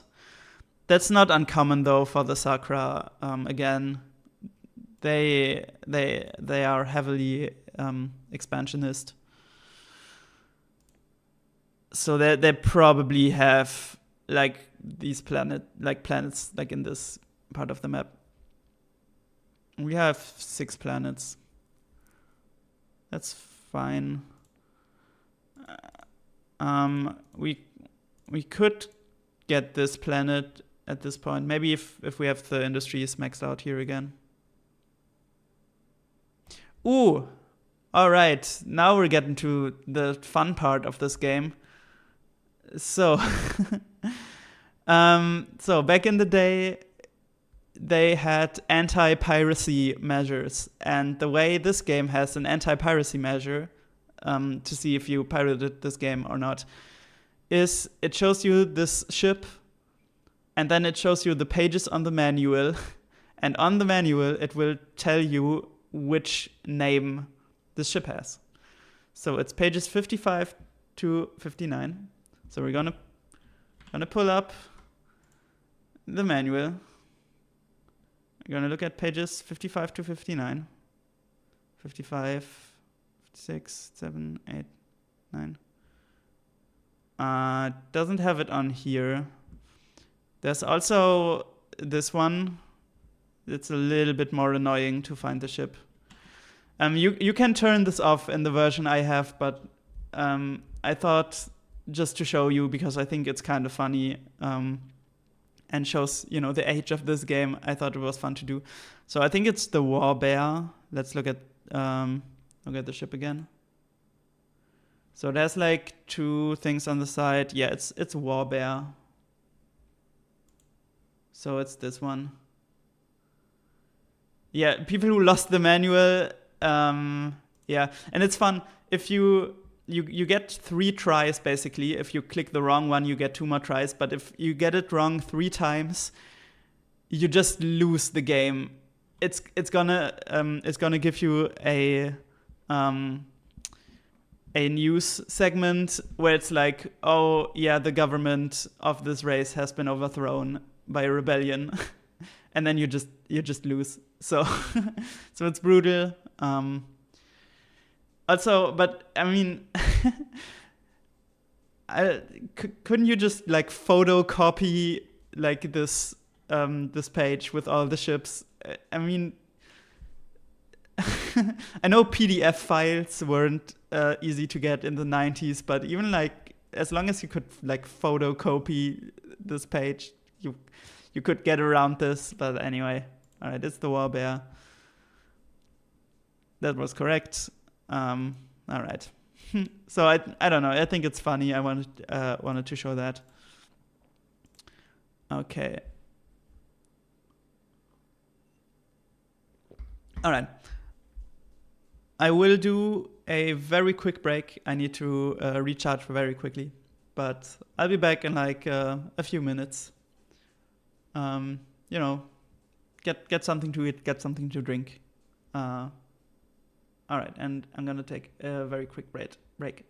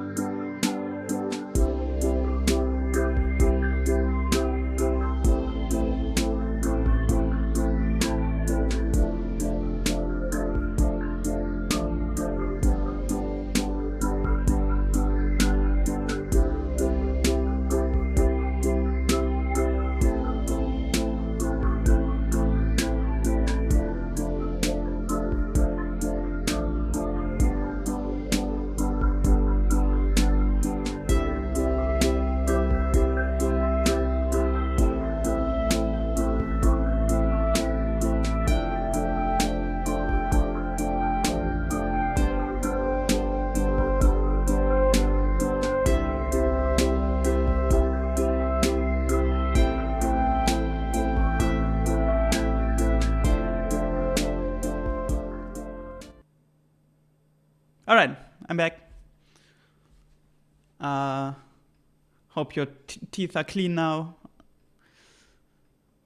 Very responsible, very, very, very good idea. I mean, I don't have these problems because I don't have teeth, as you can see. But sometimes I do have to clean my clean all the stuff on my body to keep it fresh. Oil my circuits and all of that. All right. Yeah. So we're just industry maxing. All right, Guys Fight has industry, so they're all have the industry. Sadly, I accidentally built a normal colony ship and not a barren colony ship, but we need a barren colony ship. Yeah, I need waste cleanup. We're wasting so much of our production on waste cleanup.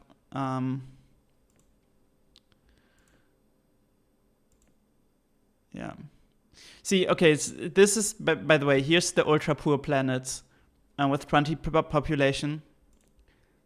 So this one has like 30 population. It's building 4.7 factories a year. And this one 0.3. So yeah, this is just gonna probably build in factories for the rest of the game. It's still worth it to get because of how the elections work in this game. Because the more population you have, the more votes you have. So it's still good to have a planet like this, just to have people on there. But yeah, the industry is so fucked. And with the Meklar, this will just build factories for the rest of time. So it's basically a useless planet in terms of like production, but at least we have the people here. Okay.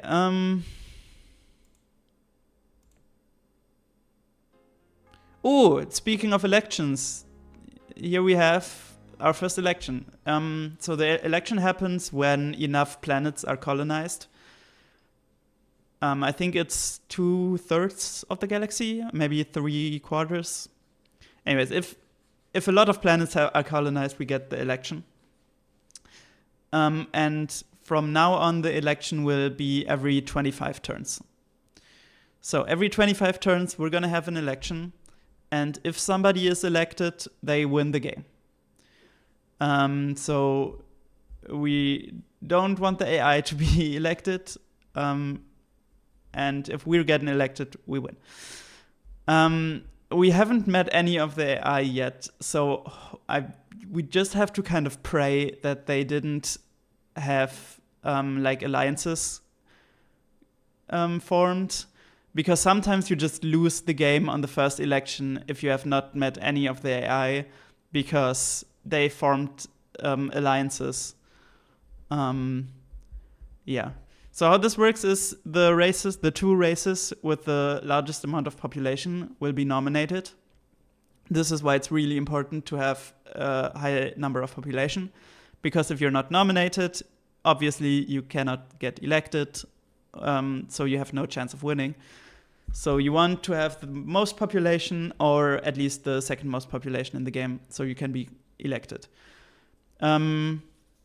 Every race gets a number of votes depending on how much population they have. Again, this is why it's very important to have a high number of population, because the more votes you have, obviously, the more power you have in these elections. To win the election, you need 2/3 of the votes. And this is mainly why I have the calculator on my other screen, because then we can calculate how many votes somebody needs. Yeah, it's not the most, it's not advanced math, I know. It's just 2/3 of a number, but it makes it very. If it's about winning or losing the game, I do not trust my math skills, so we have the calculator just to make sure. So I'm gonna guess the Sakura will be nominated, and I will be nominated. This is my guess, because the Sakura have a ton of planets. I mean, this game has so many Star Trek references. It wouldn't surprise me if they modeled the human leader after Picard. This game is very Star Trek inspired in a lot of ways. So there's a chance that a default name for a star system is Vulcan. So yeah, and again the background in the technology stuff. And anyways, election time. So we have been nominated, and yeah, just as I thought, the Sakuras have been nominated. Emperor Tyrannid. So these are the Sakuras, by the way, the lizard people. All right. So, and now it just goes through. So the humans abstain. Oh, they have 5 votes. Wow. They have 5 votes, and that's in. I mean, I probably also have 5 votes. So it says how many votes there are total. So we can go 21 votes. We can go to our secondary screen. We can pull this up, but the calculator is important. So we can do 21 divided by 3, so it's 7, times 2 is 14. Yeah, I could have done that in my head. I know, but you know. Colonizer. But I mean, the humans, they're the most peaceful and diplomatic race. So in that way, it does make kind of sense. And Picard sometimes he shoots at at aliens. You know, it has happened. All right, so 5 votes is a lot of votes for a race that is not nominated. So the Dalek and the Alkari are probably going to have very few amount of votes. But yeah, it's good that they abstain. That means we probably won't lose here, because with 5 votes, and I also have at least 5 votes. So yeah, so they abstain. The Dalek have 1 vote for the Sakura. That's not uncommon that the Dalek are the worst race in the galaxy. They are the AI has no idea how to play the Dalek, basically, and most of the time they're the worst race in the galaxy. Yeah, the Sakura, they vote for themselves. You can vote for yourself in this game. So the Sakura vote for themselves. They have 6 votes. Ooh, yeah, see, this is what I mean. The Alkari also vote for the Sakura. If the humans would have voted for the Sakura, they would have just won the game. So yeah, the Alkari, and now it's out. Oh my god, forgot about the Cylon. The Cylon also vote for the Sakura. This is exactly what I mean by sometimes you can just lose the game on a random council vote. We're very lucky that the humans have 5 votes and decided not to vote for the Sakura. That's that's very lucky, because we almost lost here. Okay, so the player always goes last, and we can vote for ourselves for the Sakura, or we can also abstain. The AI hates it if you vote for yourself, and your diplomatic relations will go down. So you only vote for yourself if you win the game with these votes. Since obviously we're not winning the game with 5 votes, we definitely don't want to vote for ourselves. Sometimes the AI gets not that many votes, and then you can vote for them. It's weird because you're also nominated, and then you vote for your opponent. But if the opponent doesn't win by it, it's good to do because it improves relations. The AI likes it if you vote for them. However, if I vote for them, I would lose the game. So obviously I'm not going to do it. So I'm just going to abstain, and then nothing will happen. Yeah, neither leader has 2/3 majority, so nothing happens. So yeah, the first council vote, again, it happens when enough planets are colonized. After that, it will be on every 25 turns. But it's always in the same years. So in 2400 will be the next vote, and then 2425, 2450, 2475, and so on. So yeah, sometimes it can happen that there's the first council vote, and then like the next turn is another council vote. But yeah, from now on it will just be on these like 25 numbers, which is really good because then you always kind of know when the next election is going to be. I mean, this is another thing that I said, now that you mentioned the popular vote, that I guess would be a little bit, what's the say, how do you say it? I guess it's a little bit problematic if you would like actually analyze the democracy here, because everyone can just give out votes. Like, it's not our people voting, it's the leaders just voting for the people. I mean, I guess it's kind of similar how the US election system works. Okay, so basically what I want to say is the US election system is flawed. Okay, so does this have like effect? 2 factories? Oh wow! Oh geez. Okay.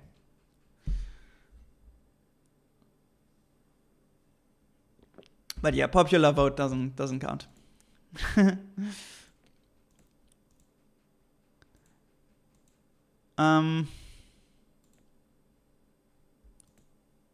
Yeah, so we're building the Baron colony ship. Okay. Yeah, I really want to get range 6.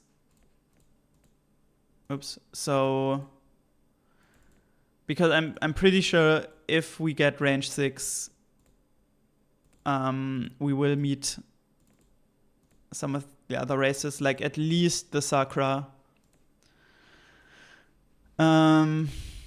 Maybe also the Alkari. Yeah, but at that point I do want to meet a few of the other races, so we can also get trade agreements. So those trade agreements are actually really good. Okay, there's a ship.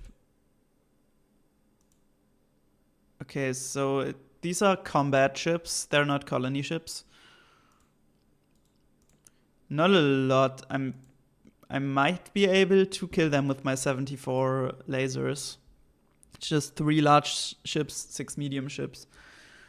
Do want to keep an eye on where they're actually going. Oh no, they're going somewhere else. Oh, they're probably just going here. Yeah, later you will get a technology where you can actually click on the ships and you can see where they're headed. That's a really good technology, but in the early game you don't have that. You just have to kind of guess where ships are going by their trajectory. But yeah, I don't think this is going towards one of my planets.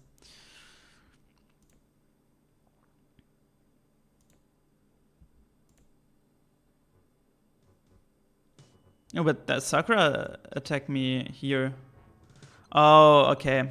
Yeah, now they're taking this planet that I thought that they would take earlier. It's not too bad. It's okay. But yes, you can see this is a colony ship, but they have weapons on it because they moved. They didn't immediately retreat. Sometimes the AI has missiles on there, and with missiles you have limited ammunition, and if all of the missiles if all of the missiles miss my ship, they will also retreat. So if we're very lucky, this will happen. Also, the missiles can get blocked by the asteroid fields, so let's see. But yeah, they have lasers. They would have shot the missiles by now. It's just a scout. It can be destroyed. I don't care. Yeah, this is the combat, by the way. It's just it's like a chess field, and you're moving your ships. And now my ship is dead. Okay, so the Starcraft landed here. It's fine. It's an ultra poor planet. It's okay. But yeah, it's good that I'm getting this planet next. Can we please get... Okay, so we have 16% chance to get range 6. Do we have free will? I have free will. I don't know about you guys. Oh, no, I did not want to build a second Baron colony ship. Whoops. Okay, yeah, it's fine. Okay.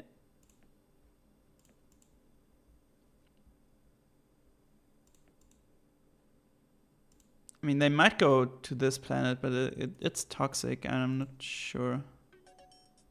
Okay, we got range 6, so finally we'll at least meet the Sakra. Hopefully more. Ooh, and we get supply drives. That's really good. That's what we want. If this would have skipped supply drives, then our ships would have stayed really slow for a really long time. Alright, here are the Sakra. So another race has entered Sakra space. Be careful to not irritate the powerful and wise Emperor Tyrannid. Yeah, so most of the alien races in this game are not nice. So these opening messages, most of the time, are just them insulting you. Okay, so there's the Alkari. They're the bird people. Long live Emperor Proto and the Meklar Empire. Wow, they actually did not insult me, so their personality is probably honorable, I'm gonna say. Okay, so that's fine. Let's see. Okay, so now, oh my, no, Jesus, what is that? Oh my God. Okay, so so the orange flags are the Sakra planets, and they basically span the entire galaxy. That's not great for us.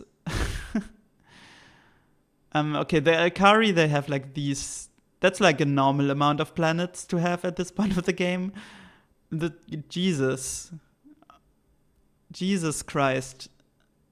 Yeah, that's that's basically a Minesweeper field. That's not good.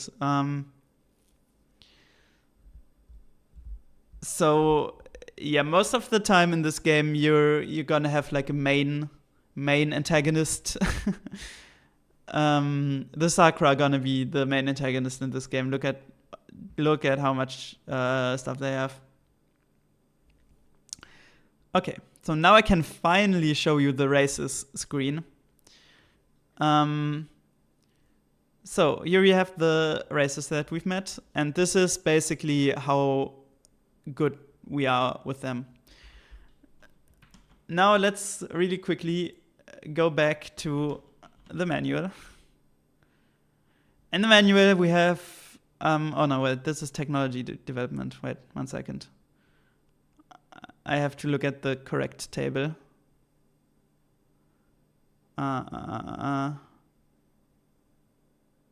Shouldn't it be like here? Right, ship designs, no. Okay.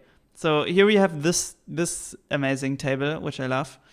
Where you can basically see how the relations between the races are when you meet them. So we're the Meklar, so it's like right here. And the Meklar and the Sakra, yeah, we start at unease, which is not good. You see most is neutral. With the humans is relaxed. You can see the humans. This is the human chart. The humans are relaxed with everybody, so they have really good relations with everybody. Here's, by the way, also why the Martians are the worst race in the game. It's because they have unease, very unease, and then they're basically have a blood feud with the Alkari going on, so they're always at war with each other. Having good relations in this game is extremely important. The Meklar, they're pretty average. They're neutral with most of the races. They're relaxed with the humans and the silicoids. The silicoids, which are not in our game. We're also unease with the Daleks, but the Daleks are kind of the opposite of the humans. The Daleks are unease with everybody. The Sakra also are unease. We really do not want to go to war with the Sakra at this point at the game. Look at their fleet strength.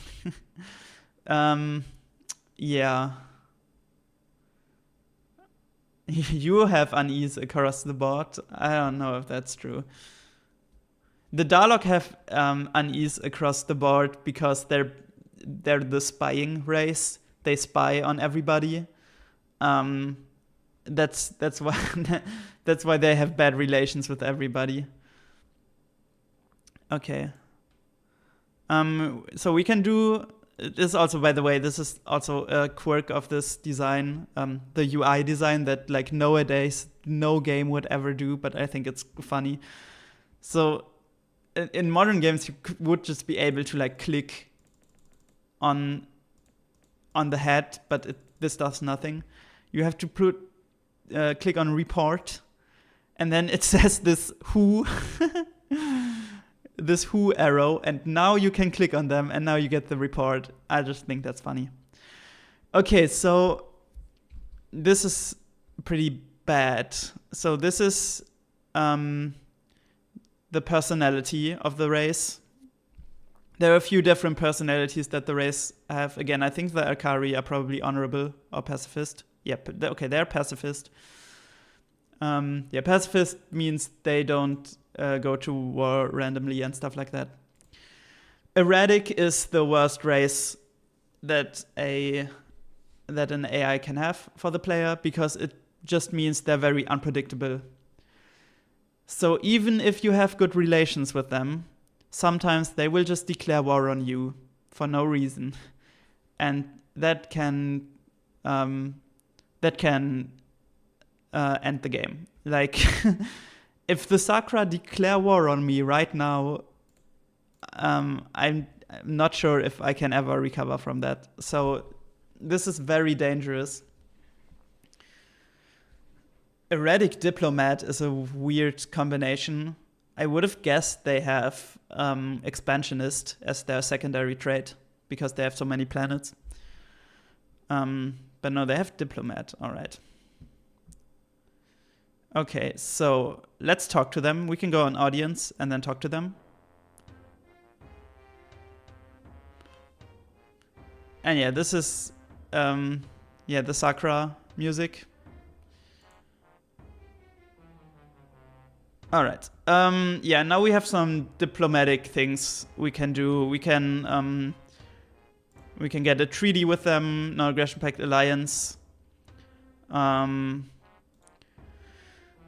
which they will definitely decline at this point because we're unease with them.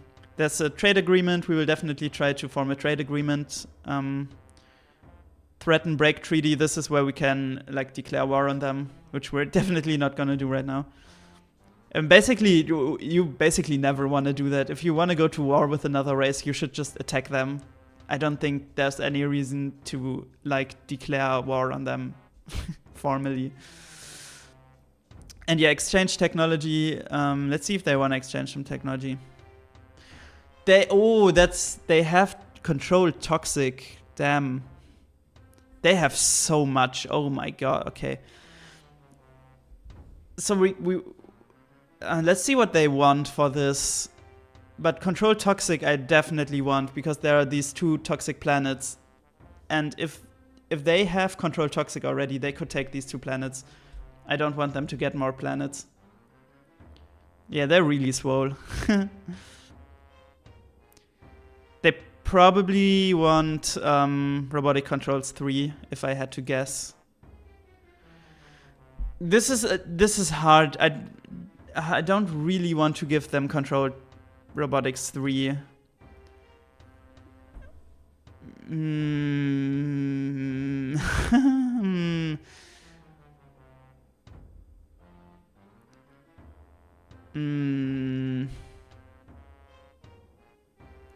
Let's do it. This might be a mistake because they might spin out of control, like snowball out of control for that. Because improved robotics controls 3, that's a very strong technology, especially if they control like half of the galaxy already. Yeah, but I do want the toxic planets. And I don't think I can get to improved toxic, not improved, like control toxic quickly. So I think I'm gonna do that and hope that this does not lose me the game. Alright. This is the Sakura scientist. If you exchange technology, you'll get the other race's scientist. Alright. Okay, yeah, and sometimes they are just like, fuck off. And yeah, now their diplomat is gone and now we can't talk to them. Alright. Yeah, and the Alkari have a upbeat music. So, we want to get a trade agreement with them. Nice.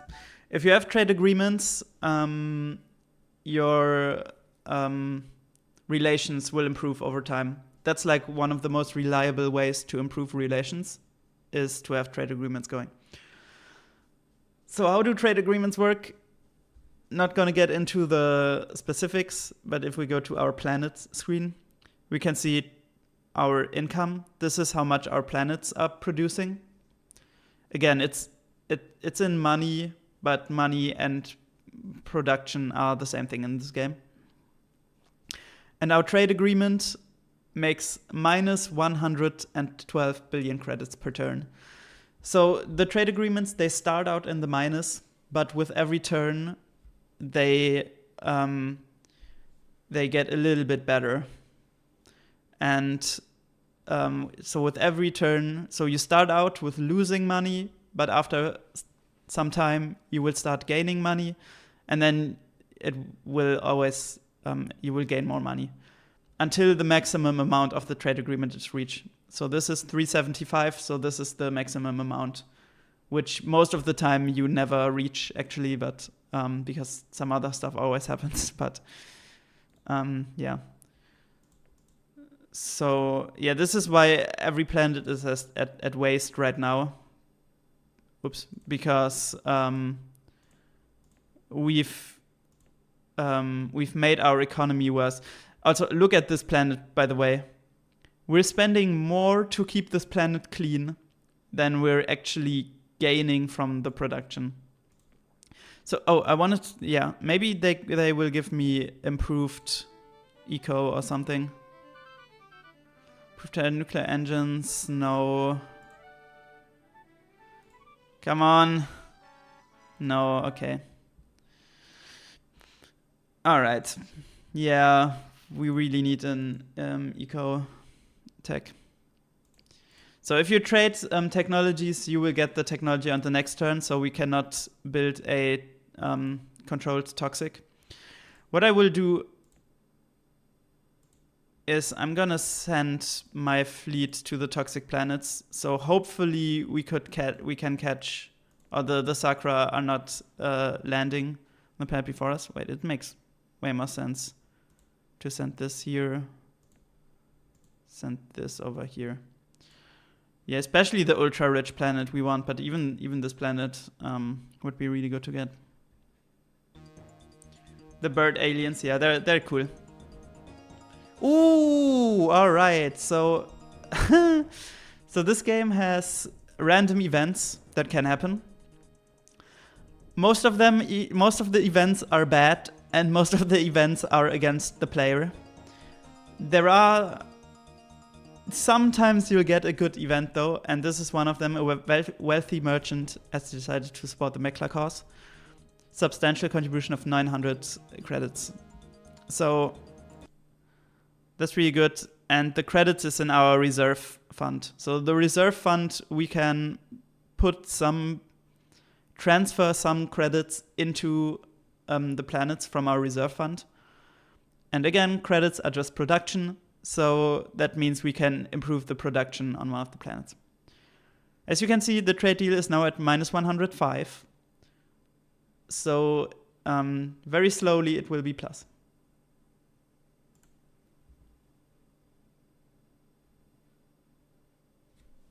Oh, that's just how this robot looks. Let's not make fun of the robot's appearance.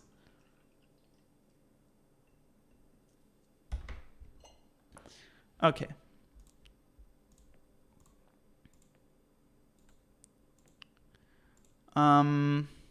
Right.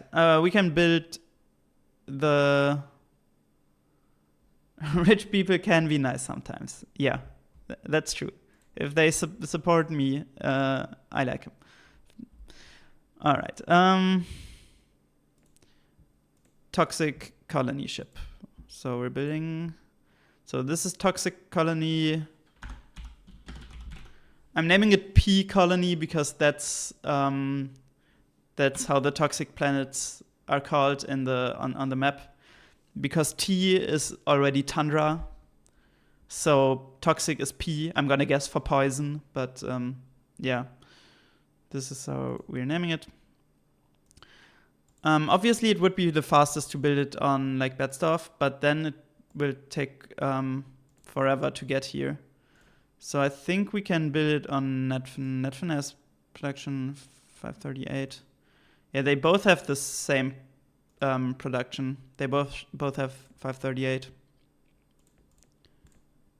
I mean, I could build it on both, actually. Yeah, Kreuzzahl has even more production. Okay, so we're building one here and one over here. Let's use that that rich people money. So we can transfer. So wait, where? Okay, so we're gonna get to Kreuzzahl. So the maximum you can do is you can double the production. So this has a production of 650. So the most we can basically do in one turn is 651. Everything that you spend more will be just added to the turn next, to the next turn. So we're just doing this, and the other one was Netfin. Yeah, okay.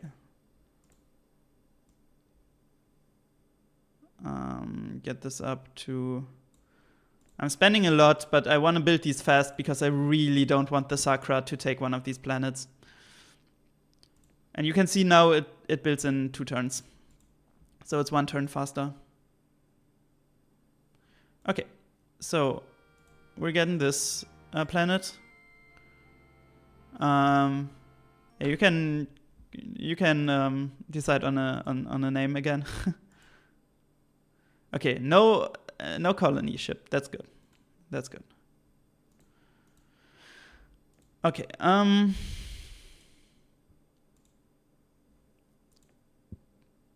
Right. So 1 turn for these colony ships.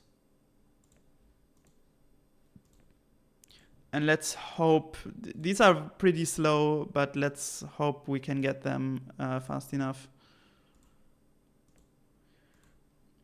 So that we can actually get those planets. Also, what I want to do is I do want to build a ship that can actually do something. All right. We can do Freudenberg. I don't know if that fits actually.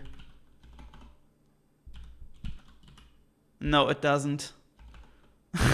So I'm sorry.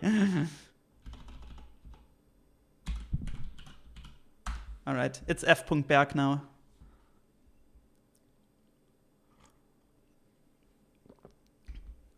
Okay.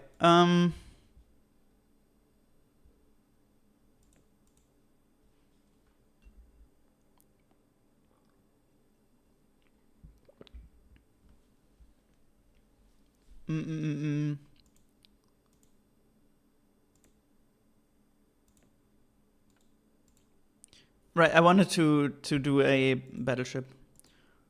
We don't. Okay. I mean, we do have neutron pellet gun.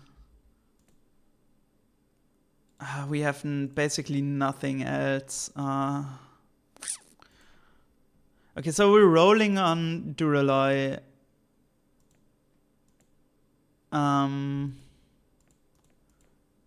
And sublight dreads would be really good. We're still investing a lot into propulsion. I mean, Battle Computer Mark IV would also be good, but okay. Yeah, let's at least wait for Duralloy armor, and then we can make some ships that can actually do something. Okay, so here's Duralloy. And class 3 deflectors, okay. It's like at this point I'm thinking if this is worth it to do. Again, it's basically backtracking, but 1,000 points is not that expensive. And since we have like no other technology that reduces our pollution, I think we're just gonna do this. Okay, no. Okay, let's see. All right, let's go to the manual again. So one really important and really strong technology is class 5 planetary shield. That's really important for so that your planets have shielding. But yeah, we skipped it. So we really just can only do class 4 deflector shield. Just not that useful if we already have class 3. So there's a colony transport. I'm hoping they just send this to their own planet. Because if this goes to one of my planet, then they're invading that planet, and we don't want that.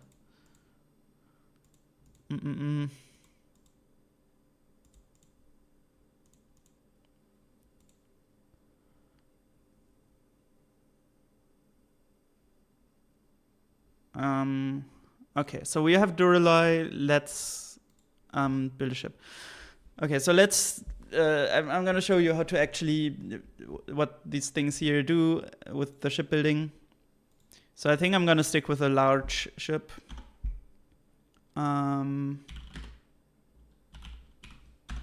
NPG for neutron pellet gun. All right, so computer again. This is what I said with weapon accuracy. It increases your weapon accuracy, but actually you can just say it deals more damage. And this is also what your attack level is. So we have Battle Computer Mark I, which means it's attack level 1, which means it deals more damage than if we had attack level 0. Also, we're gonna put on Battle Scanner. Battle Scanner allows us to scan the enemy ships and see what's on their ships. This is really important, really strong. And not only is that already really strong, it also gives you another attack level. So if you have these bigger ships, you always want to put Battle Scanner on there. Like, there's basically no reason to not put Battle Scanner on there. Also, we have a total space, which is how much stuff we can put on a ship. So this is 1,200. And Battle Scanner is only size 41. So it's really cheap. And it gives you an attack level for free. And the scanning of the ships is really strong. So we want to put those things on here always. Armor, again, this is how much HP your ship has. So here are the hit points, 100. Titanium is the default armor. And now we're going to put Duralloy in there. And now we have 150. There are also these like Titanium 2 and Duralloy 2, which give you even more hit points, but they're insanely expensive. Like, see, Duralloy 1 is size 60, and Duralloy 2, which gives you like 75 more HP, is 425. That's like a third of the ship. So that's just very inefficient. So you basically never use these level 2 things. So engine, sadly we don't have a different engine. This is how fast your ship is and how many, and yeah, maneuver is how many moves you have per turn. This is what combat speed is. But yeah, since we don't have anything, that's okay. So shield is just, obviously it's gonna shield us from damage. Just gonna put class 3 on here. ECM, not important for now. Right, and here we have weapons. We can put 4 different weapons on the ship. Or let's say we can put 4 different types of weapons on the ship. Neutron pellet gun, that's the one we researched. That's really good. And now we can put an amount of weapons on the ship. So since this is really the only weapon I want to have on the ship, is I'm going to put 23 on there.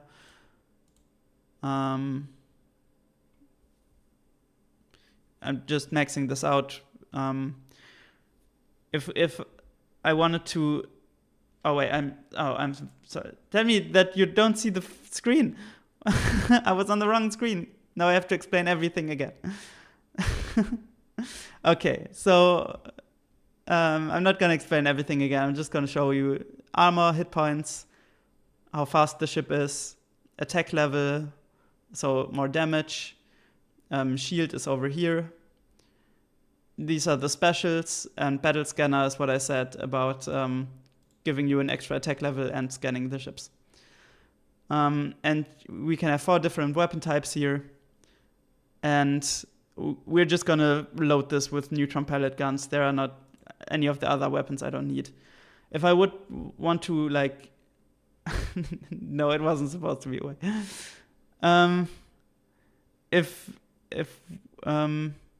Wait, for how long has the screen been away? For how long have you not been able to see anything? Oh no. So yeah, so nuclear bombs are good for like attacking planets, but since this is only supposed to be like defensive ships, I'm just gonna load them with guns, and that's it. Okay, oh yeah, and you can only have 6 designs in total. So we have to scrap a design that we don't need. I'm pretty sure we don't need the barren colonies anymore. We have all the barren colonies that we can get, so let's scrap that. Okay, so you have so it wasn't away for like 15 minutes. That's good. Okay, okay. That's good. Okay. Let's build a few of these ships. Yeah, and this is really where the Meklar strengths come in. We can build these ships really quickly now, which is really good. Okay, let's see if they have another technology to trade. That's good for us. Proved Industrial Tech 8 would be good. And yeah, I could get nuclear engines on my what do they want for this?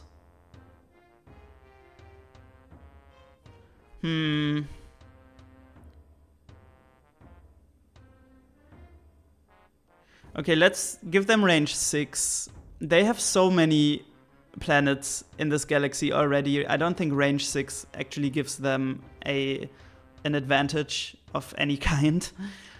And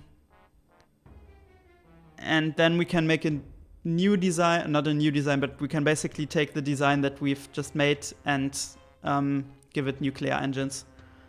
So the ships are faster. Okay.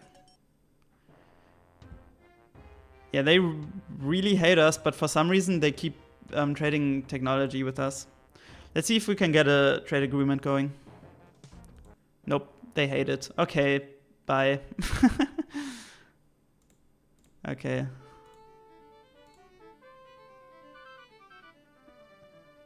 Oh, they want to give us... Oh, shit. Now I've already traded for nuclear drives. But let's see what they... So... Yeah, I can give them controlled toxic. I don't really care if they have that. And sublight drives are just straight up better than nuclear drives. It's kind of sad that now we gave the Sakra basically a technology. But it's still worth it to get the sublight drives. So I'm gonna give them controlled toxic. Alright, and since this was the thing that we were also researching, we can choose a new thing to research. So we have energy pulsar, we have range 8, and warp dissipator. So yeah, so energy pulsar is damage. I never use that. I don't know. Maybe I'm just bad at combat, but I feel like this is just really bad. Warp dissipator, also combat technology. It basically makes it that the enemy's ships can only move either 0 or 1 space. It's a good technology. Like, it's really annoying, but I mean that's mostly what it kind of is it's annoying. And it's pretty big, and I basically never put it on ships. So I think we're just gonna do range 8. Let's see what the other technologies are that we've skipped. Okay, so fusion drive would have been better, but I mean, yeah, this is just not a very good tier right now. So it's fine. We're gonna take range 8.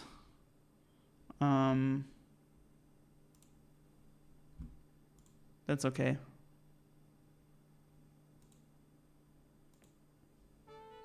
Okay. So we could ask them for a non-aggression pact. I'm pretty sure they would accept that. Let me first check something. So non-aggression pacts basically mean that the AI and you don't attack each other. Well, it means that the AI won't attack you because you can still attack them if you want. The AI also not always respects the treaty. Sometimes they break it and they attack you anyway, which is very annoying, but 99% of the time they will honor the agreement and will not attack you.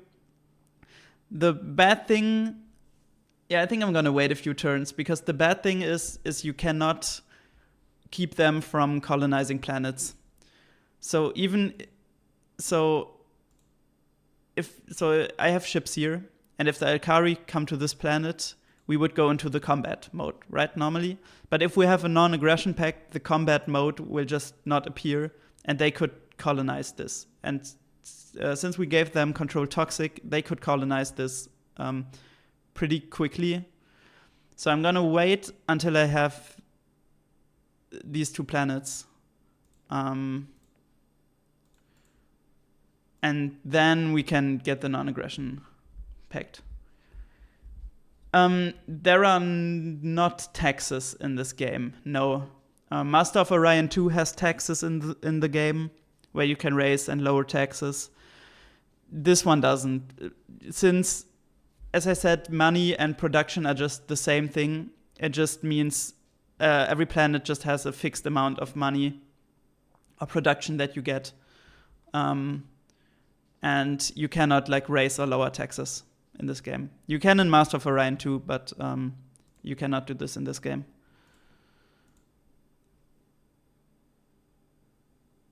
Okay.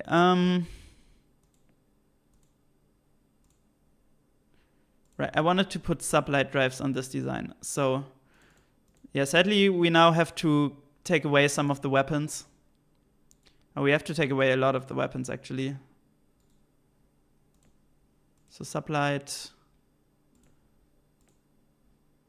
Yeah, that's the bad thing about this. We do have to trade a lot of weapon power, but it's definitely worth it. Because now we will be able to get pretty quickly from one planet to each other, and if we get into a war and we have to like react quickly, we do need these ships to fly around a lot. So even though we have far fewer weapons, it is worth it to put them. And in maneuver 2 also, to move 2 spaces at a time is really strong. So let's just call it large NPG, because we will just scrap the old NPG design. And they're working on this, right? Yeah, so with the new trade, wait, we didn't have a new, never mind. Never mind. Yeah, it's a planned economy. I mean, I guess they pay taxes. It's all in the background. I don't know what this Alkari fleet is doing. I really hope they're not attacking me. I mean, I don't think they would. We're on okay terms with them.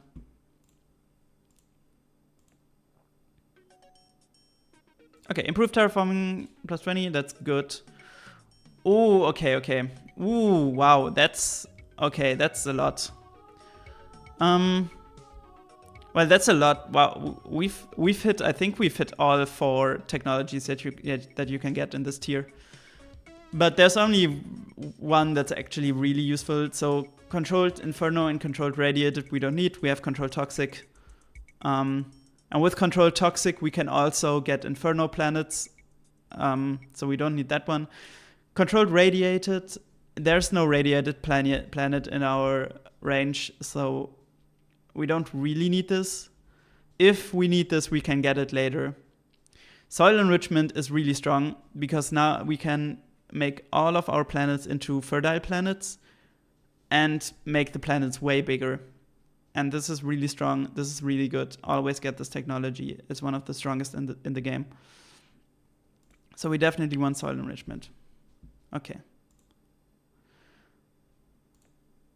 Are they... wait. Okay, so okay, good thing I've noticed it. So it's 3 turns until the next election. It's still very dangerous because nobody's at war with the Sakra, and the Sakra will have a lot of votes. I'm gonna see if I can make the Alkari declare war on the Sakra. That sometimes works. So we can go declaration war on another race. We can ask them to declare war on the Sakra. Let's see what they say. Okay, they rejected. That's not good. I mean, when the Sakra are back, we can ask the Sakra if they want to go to war with another race, though that's pretty small. They're not allied with the humans. That's good. The humans were the ones that had a lot of votes. So yeah, the next election, we're gonna have to hold our breath for a second again, because it's dangerous. We might lose this. But yes, you can stir shit up. That's like one of the best ways you can do diplomacy, is just to ask AI to declare war on another race. It's a little bit cheap, but it works a lot of time. Okay, so now we have improved terraforming +20, so we can make all of our planets, we can make them 20 population bigger. So we have to put stuff into ecology for that. And we're basically... or do I want to build these ships? We're definitely gonna do it on all of these planets. So just put everything.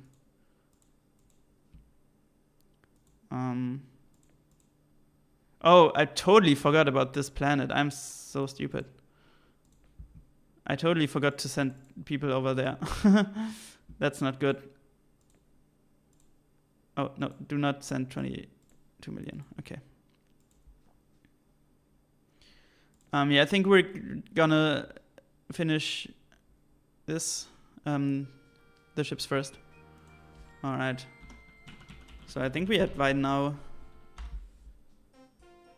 Okay, we met the humans. That's good. And the humans also with a nice message. Hail, wise and just Emperor Proto. The humans welcome a new age of honor between our two empires. Okay. Wait, did I build a colony ship? Wait, huh? Oh, I'm so stupid. Okay, I'm dumb. I accidentally built a colony ship. Okay, that's okay.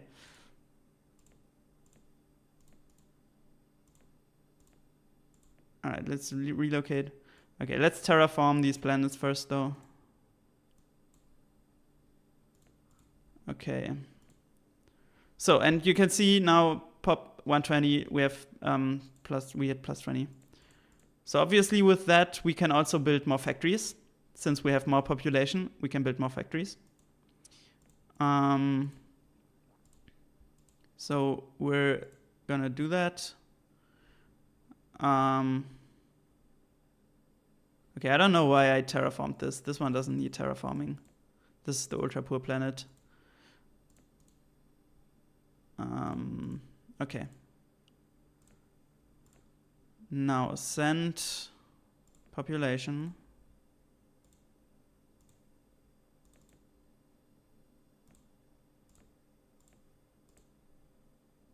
To this planet. Okay. And it seems like we're gonna get this planet. We still have to defend it, so the Sakra could invade it immediately. This is why I wanted to have the ship defending this. Let's see where the humans are. Oh. So the humans are down here. They have a good amount of planets, and then they randomly have one planet up here. So I'm guessing they're in an alliance with the Alkari. And if you're in an alliance with somebody, you get the range that your partner has. So even though the humans have their stuff down here, they're in an alliance with Alkari, so they can get this here. I'm praying right now that they are in an alliance with the Alkari and not with the Sakra, because if they are in an alliance with the Sakra, they will vote for them in the next election and we will lose. Let's see. Okay, they are not in an alliance with anyone anymore. So they got the planet when they were in an alliance with somebody, and now they broke off the alliance. Let's see if we can get the humans to declare war on the Sakra. Please. Yeah, let's go. See, yeah, this is sometimes how we play this game. Meklar and human must unite to strike down the Sakra. So this really is good, because if the AI is at war with the other AI, they will vote for the other person. So it doesn't matter that we're not in an alliance with the humans. They will still vote for me in the election just because they're at war with the Sakra. So that's really good. By democratic and peaceful means. I mean, we're not. I mean, the humans declared war on the Sakra, right? I didn't declare war on the Sakra. The humans did it. I didn't do anything. What do you mean? All right, let's see what technology they have. They have good technology. Class 5 planetary shield again is very good. Let's see what they want for this. Yeah, I can give them control toxic. I don't care. Okay, so we have planetary shield. That's really good. So we're not at war, right? Even though the humans said that we must work together to strike down the Sakra. Just to be clear, we are not at war with the Sakra. It's just the humans are at war with the Sakra. This is why this is one of the most safe ways to influence the AI. It's because, like, either they shut down your proposal and nothing happens, or they accept your proposal and now they're at war with each other, and I don't have to do anything. So, yeah, it's it's the way to play this game. I could also make a trade agreement with the humans. 1 second. Okay. Yeah, they accept the trade agreement.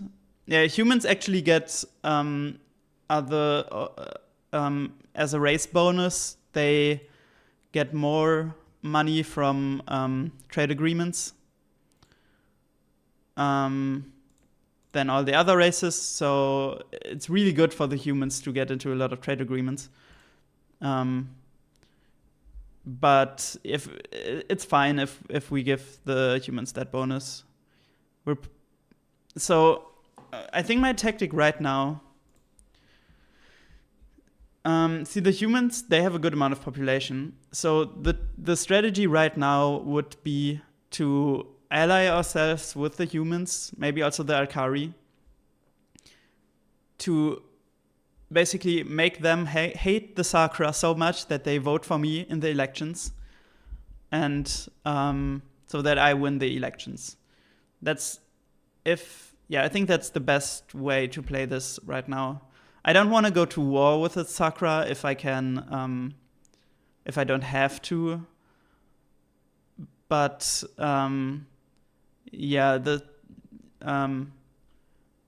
the Sakra are like the main enemy right now, and I have to convince the other races that they're the enemy. Could even ask the Alkari again if they want to declare war. Okay, so if we say yes, if we give them class 3 deflector shields, they will accept. I think class 3 deflector shields are fine.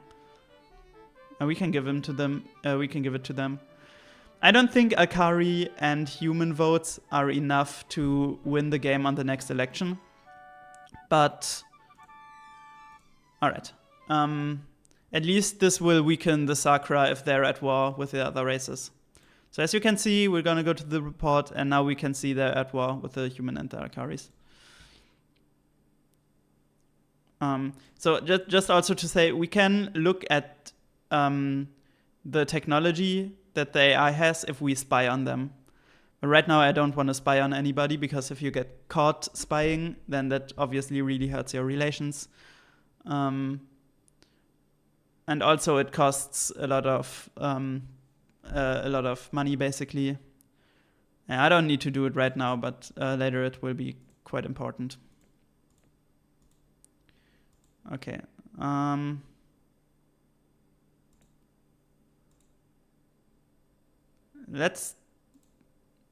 they attacking this? Are they invading this? I mean, okay, let's hope that it goes like zoop over here. They get really close to this planet. Yeah, that wouldn't be good. Can I build?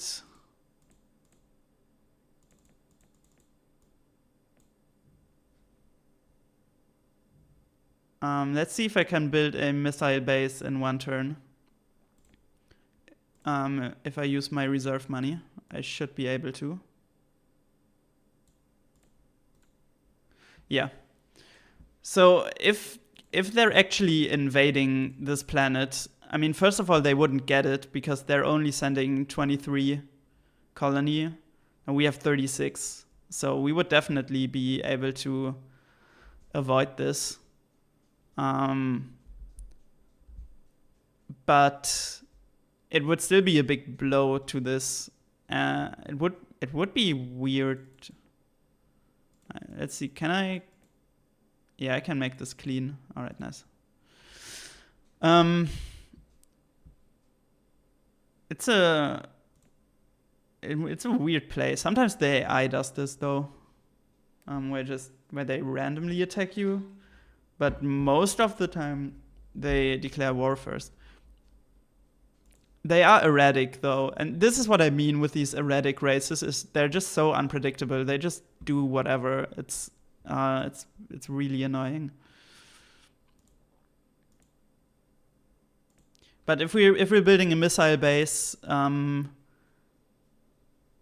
we should maybe not completely destroy the colony transport, but at least destroy a good amount of these 23. No, okay, they're going somewhere else. Okay. So Socrates, this is what I said. That they attack this. Oh, they send a colony ship. Oh, see. Oh my god, see, I have my colony ship, they have their colony ship. So we're gonna retreat the colony ship so they can't destroy this.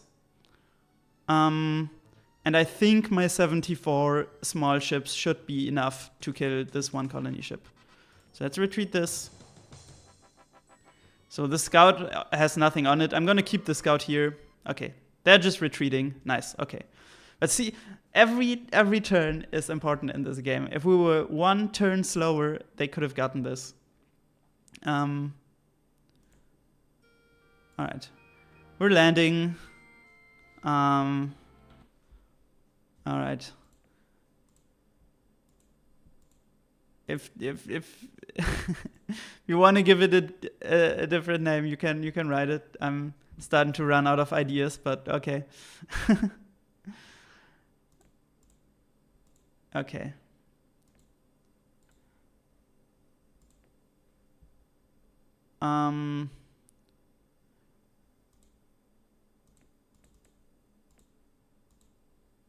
So let's build ships on here again, as long as it's growing population.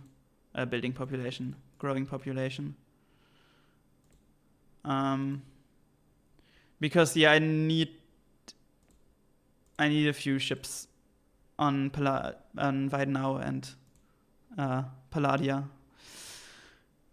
Because yeah, those are very susceptible to damage. Okay.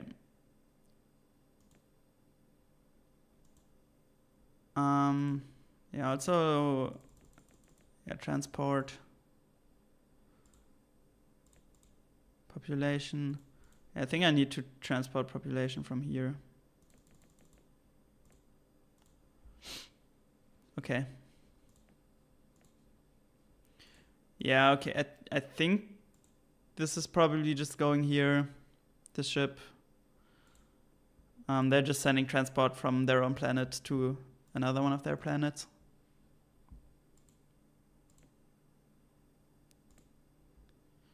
Okay. When is the next council vote? Okay, so the next council vote is now. Ooh, the Cylons have also declared war on the Sakra. Okay, this is really good. I mean, if we're really lucky, we might actually win this on the next election. Let's see. Okay, we're nominated against the Sakra. That's good. Let's see what happens. Okay, so we get 23 votes. So let's go to our calculator, if I can find it. So 23 divided by 3, so 7.6. And now we need this times 2. Yeah, so it's 15.3, but the game always rounds up. So you need 16 votes. So 15 votes is not enough. 16 votes is enough to win.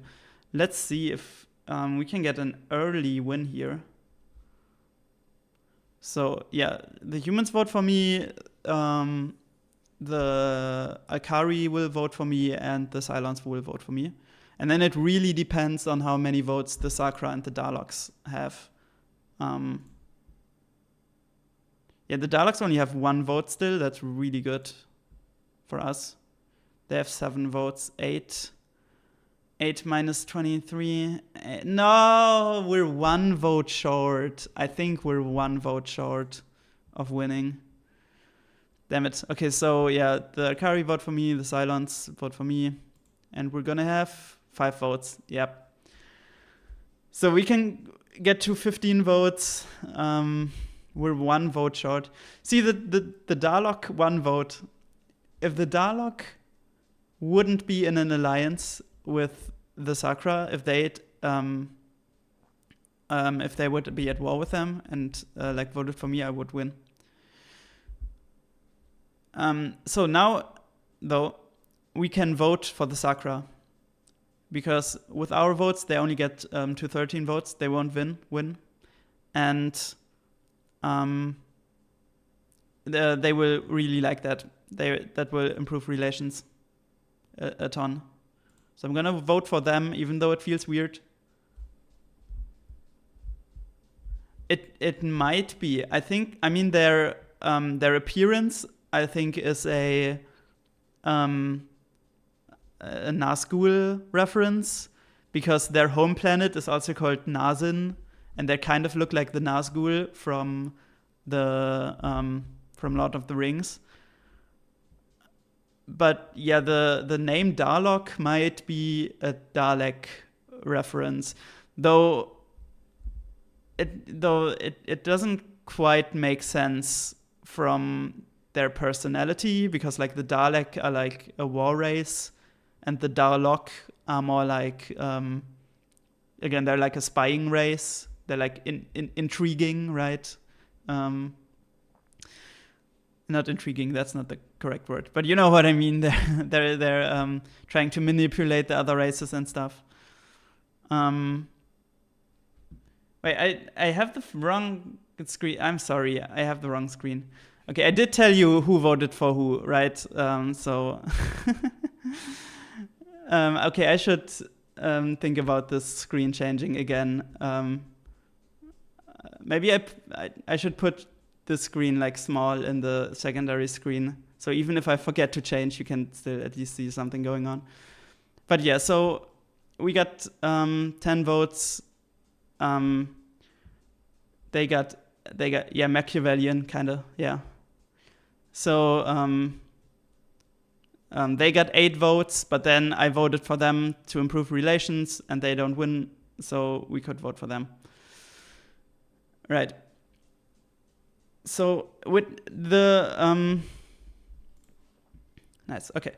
So the dangerous thing here is you need, as I said, you need 2/3 of the votes. Which also means if you control 1/3 of the vote, if you have 1/3 of the votes, you basically have a veto block. You cannot lose, because even though if everybody votes against you, you have enough votes that they cannot get over the 2/3 majority. And the Sakra are very close to having that that veto block, basically. Yeah, I'm gonna think about that switching again. All right. I did tell you what was happening though, so you didn't miss anything. It's just you didn't see the graphics. But yeah.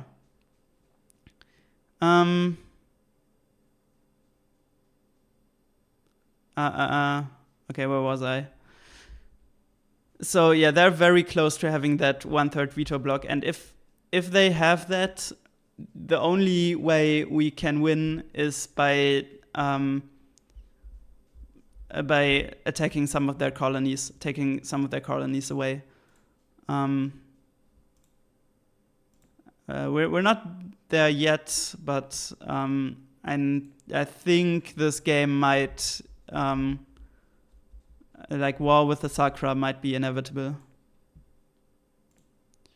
Okay, so again, put in some population. on our new planets. Yeah, since both of them are rich, so we have an ultra rich and a rich planet, so both of them will grow the industry quickly. Oh, I've been already streaming for 3 hours. Oh man, okay. This game, by the way, this game is the biggest time eater I've ever had. Like, I would start a game and just like play, and then I would look at the clock and it's like, oh, I've been playing this for like 3 hours. Like there were times when I would start a game at like 6 o'clock in the evening and then would just play the entire game until like 2 o'clock in the morning and then be like, oh yeah, I've just played this for like 8 hours straight. That's quite rare for me that I will play like one game for such a long time. But yeah, I'm maybe well, what's the time? Okay, so yeah, maybe I'm gonna do like 30 minutes more, and then we're gonna save and continue this some other time. Maybe like 30 minutes more. 30 minutes more. All right.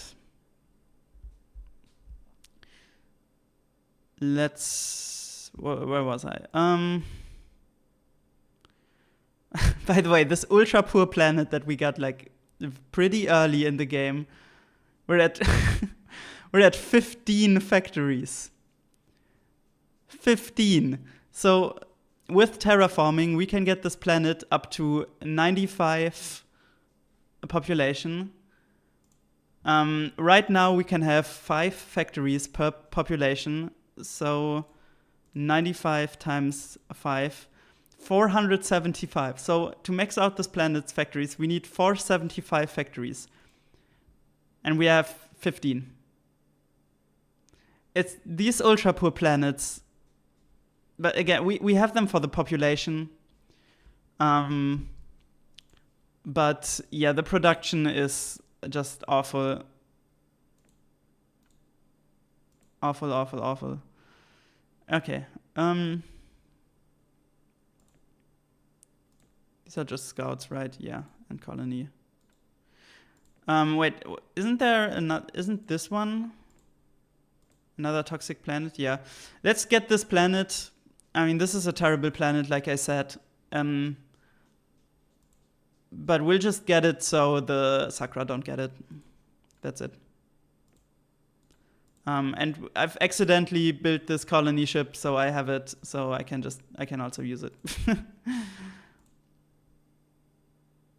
Okay, let's look at the map just to see where we are. So, just as I said at the beginning, this corner of the galaxy is just mine. Pretty uncontested. And we have to be careful about those planets now because we're so close at the Sakra here, because they control all of this. The humans have basically this part of the galaxy, and then the Alkari are scattered here a little bit. The Cylons and the Darlock, I think they're both pretty sad. I mean, which yellow stars are even open? Like these two. So I'm gonna guess that the Cylons have like this planet and the Darlock have like this planet, or the other way around. Okay, that's fine if you're heading out. It's fine. Again, I'm not streaming that long anyway, so I'm just gonna do a little bit more and then. I mean, we just had the council vote, so I don't think anything major is gonna happen. I'm just want to jumpstart Weidenau and Palladia really quick. Get my economy up, and then hopefully nobody is like attacking me out of nowhere.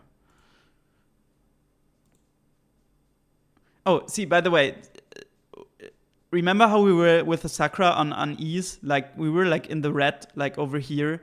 I voted for them, and now we're neutral with them. I'm not gonna do a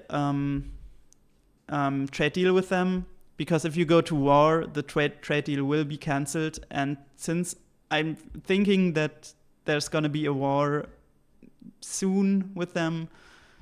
I don't want to lose a bunch of money in a trade deal that they will cancel anyway. So, but yeah, it's good. It's still good that we're on neutral terms with them. We can see if they want to give us some good technology. They had good technology. I mean, improved industrial tech 8 is decent, but I'm gonna guess they want some really good stuff for that. Yeah, see, I don't want to give any of these out. I don't want to give any of these out. These are all way too strong for improved industrial tech 8.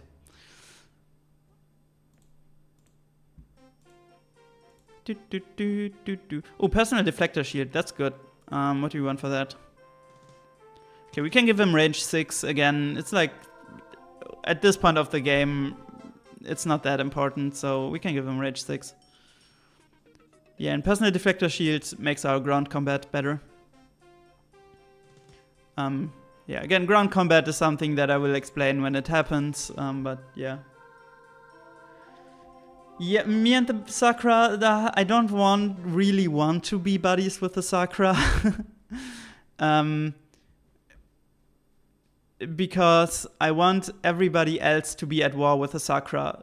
Because if somebody votes for the Sakura in the council vote, they have a really good chance of winning. I want everybody to be at war with the Sakura. However, if you're at war with a race that another AI is also at war with, you will improve relations. So for example, if the Alkari are at war with the Sakura, if I'm also at war with the Sakura, the Alkari and my relations will improve.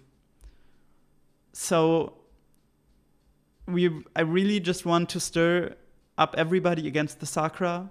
And when I'm also at war with the Sakura at that point, which again, I probably at some point we have to be at war with the Sakura, this will not hurt our relations with all the other races. If we become buddies with the Sakura, the other ones might get pissed at me because they're at war with the Sakura and we're buddies with them. So it's fine if we're like at neutral. It's fine if we do some stuff together, but I don't want to have like a non-aggression pact or something with them. By the way, I did want to make a non-aggression pact with the Alkari. Yeah, okay. So they agree. The humans probably also agree. Yeah. So the humans also agree to the non-aggression pact. So that's good. That at least gives us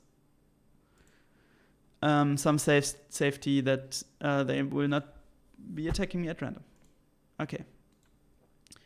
All right. So right now, yeah. See now you see.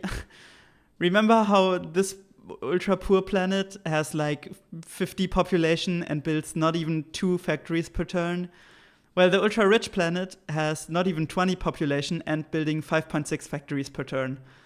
So, yeah, this will get factories really quickly. The rich planet also will get factories really quickly. A secret friendship. I'm pretty sure that the other races will know about our friendship, but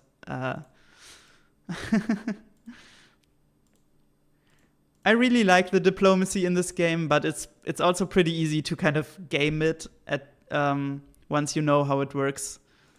Game it as in you can kind of control it and kind of break the role-playing aspect of the game. You kind of meta game it. But yeah. Okay.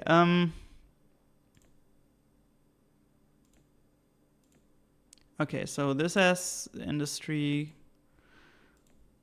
Yeah. So with the terraforming and the building the industry back up, we've not researched a lot in the past few turns, but we're gonna get that up again. Wait, this doesn't even have. Okay.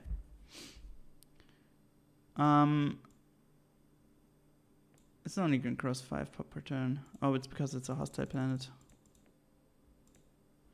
Okay. Yeah, let's see that we can max out our factories on all of the planets. We got a few ships now, that should be fine. In defending the planets for now.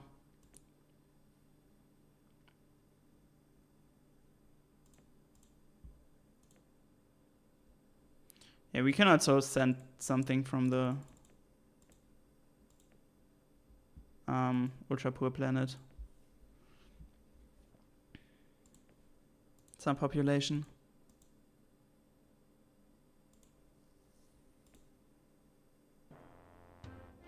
Oh no, what do the Sakra want? I mean, they start with greetings. If they declare war on me, most of the time they will just get straight to the point and be like, oh, you suck, we're gonna declare war on you. So I'm guessing they might ask for a non-aggression pact. Oh no, they trade deal. I didn't really want to do a trade deal with them. I'm gonna reject this. This might hurt our relations. Oh, it didn't. Okay, that's good. But yeah, again, I don't really want to trade deal with the Sakra because I think we're just gonna lose money on that. Yeah, we're losing a lot of money on the trade deal still because the Alkari trade deal is still pretty new.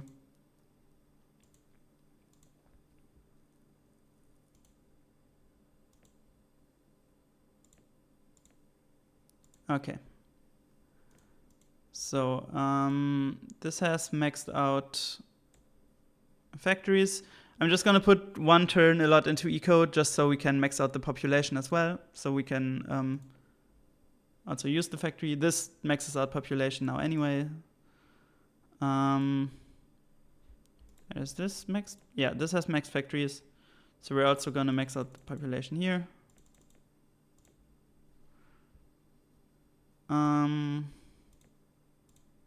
This is building factories.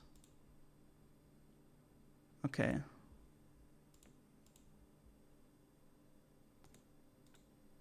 Yeah, we can probably send even more population over here. It's because this is like a toxic planet. It grows population really slowly on its own. So if we use that, the fertile planet, it's gonna, it's just more efficient. And then we can regrow the population, instantly that we send away. Okay.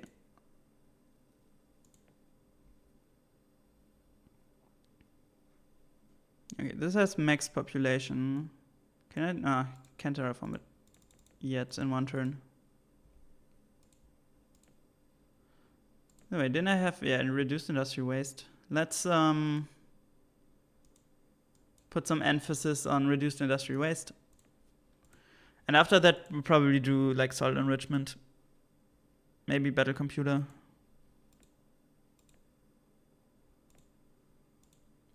Okay.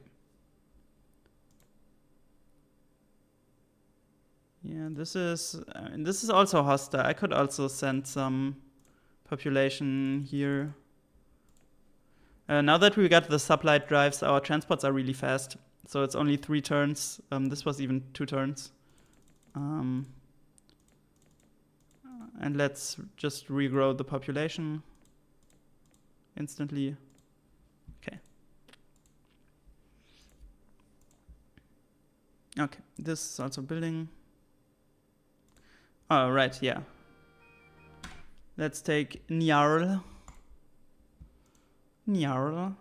Let's put, since this is only a 10 million planet, let's just max out this planet in one population transport. And that's it. It's a bad planet, but again, we got this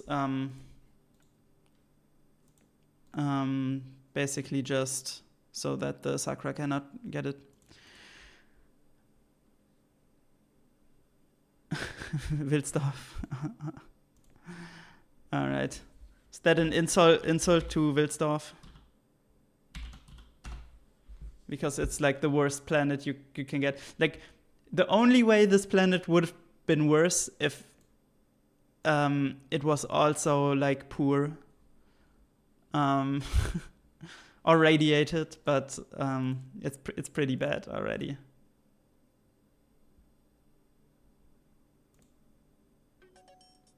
Okay, we finally got reduced industrial waste. Alright, see, and now we can only get battle suits. See, the tech tree didn't go further. We had battle suits already as a choice. But yeah, now see, that already reduced our the ecology spending that we need. Okay, now put the focus on planetology. Because I do want soil enrichment. That's gonna be a big boost again.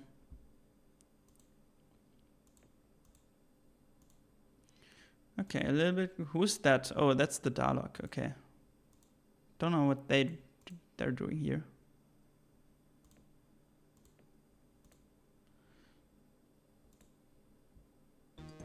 Oh no, it's the news. Okay, it's just information.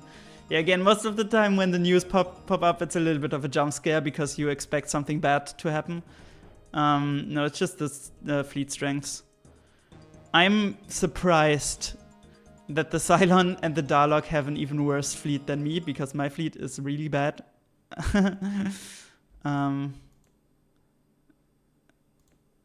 But yeah, I'm gonna build a few more of these large NPGs.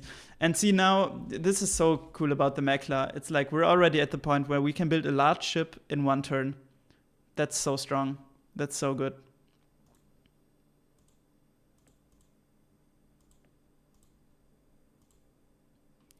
Okay. This might max out soon. Yeah, this is already maxing out on factories, so we're gonna terraform it so we have more space for factories. Oh yeah, Hilchenbach, that's a good one. Oh, I think that's not gonna fit though. Oh, it just fits. All right. Okay.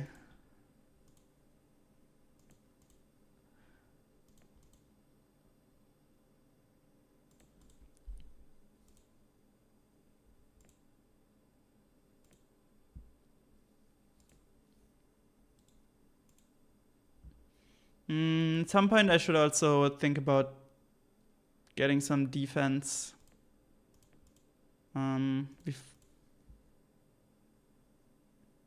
Oh, oops.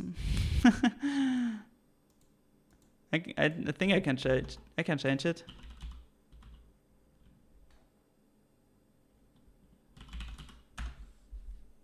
All right.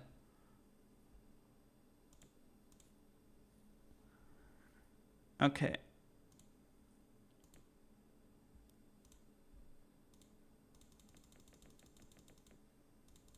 All right, let's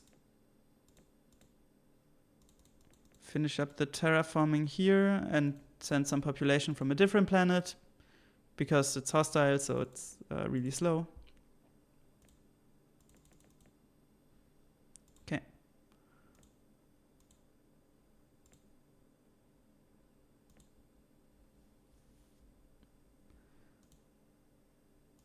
Okay.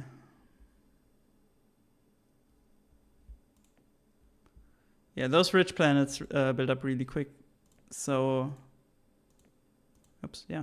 So Weidenau is almost already at max factories. I mean, it's also a small planet, but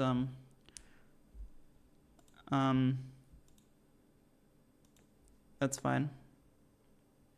And then we can use the rich and the ultra rich planet to basically build ships all the time. Because the production bonus that the rich and ultra rich planet get, those don't work on research. So the research is still normal. So I'm gonna use the rich and the ultra-rich planets to basically just build ships. And then my big planets, which have way better research, I can just have on research like all the time. That's the idea here, if you have one of the rich planets. All right, the humans, okay, there's so much, there's a party going on. I think it's just the Sakra and the humans because they're at war. But and all of these ships here. Yeah, we want to stay out of the war for as long as possible, but again, at some point it's probably going to be inevitable. Yeah. Okay, so I think this is a good place to end for now. Let's press the next turn button one more time. Okay, so I think this is a good place to end it for now. This is still a pretty stable game. So we've managed to stay out of an early game war, which is really important.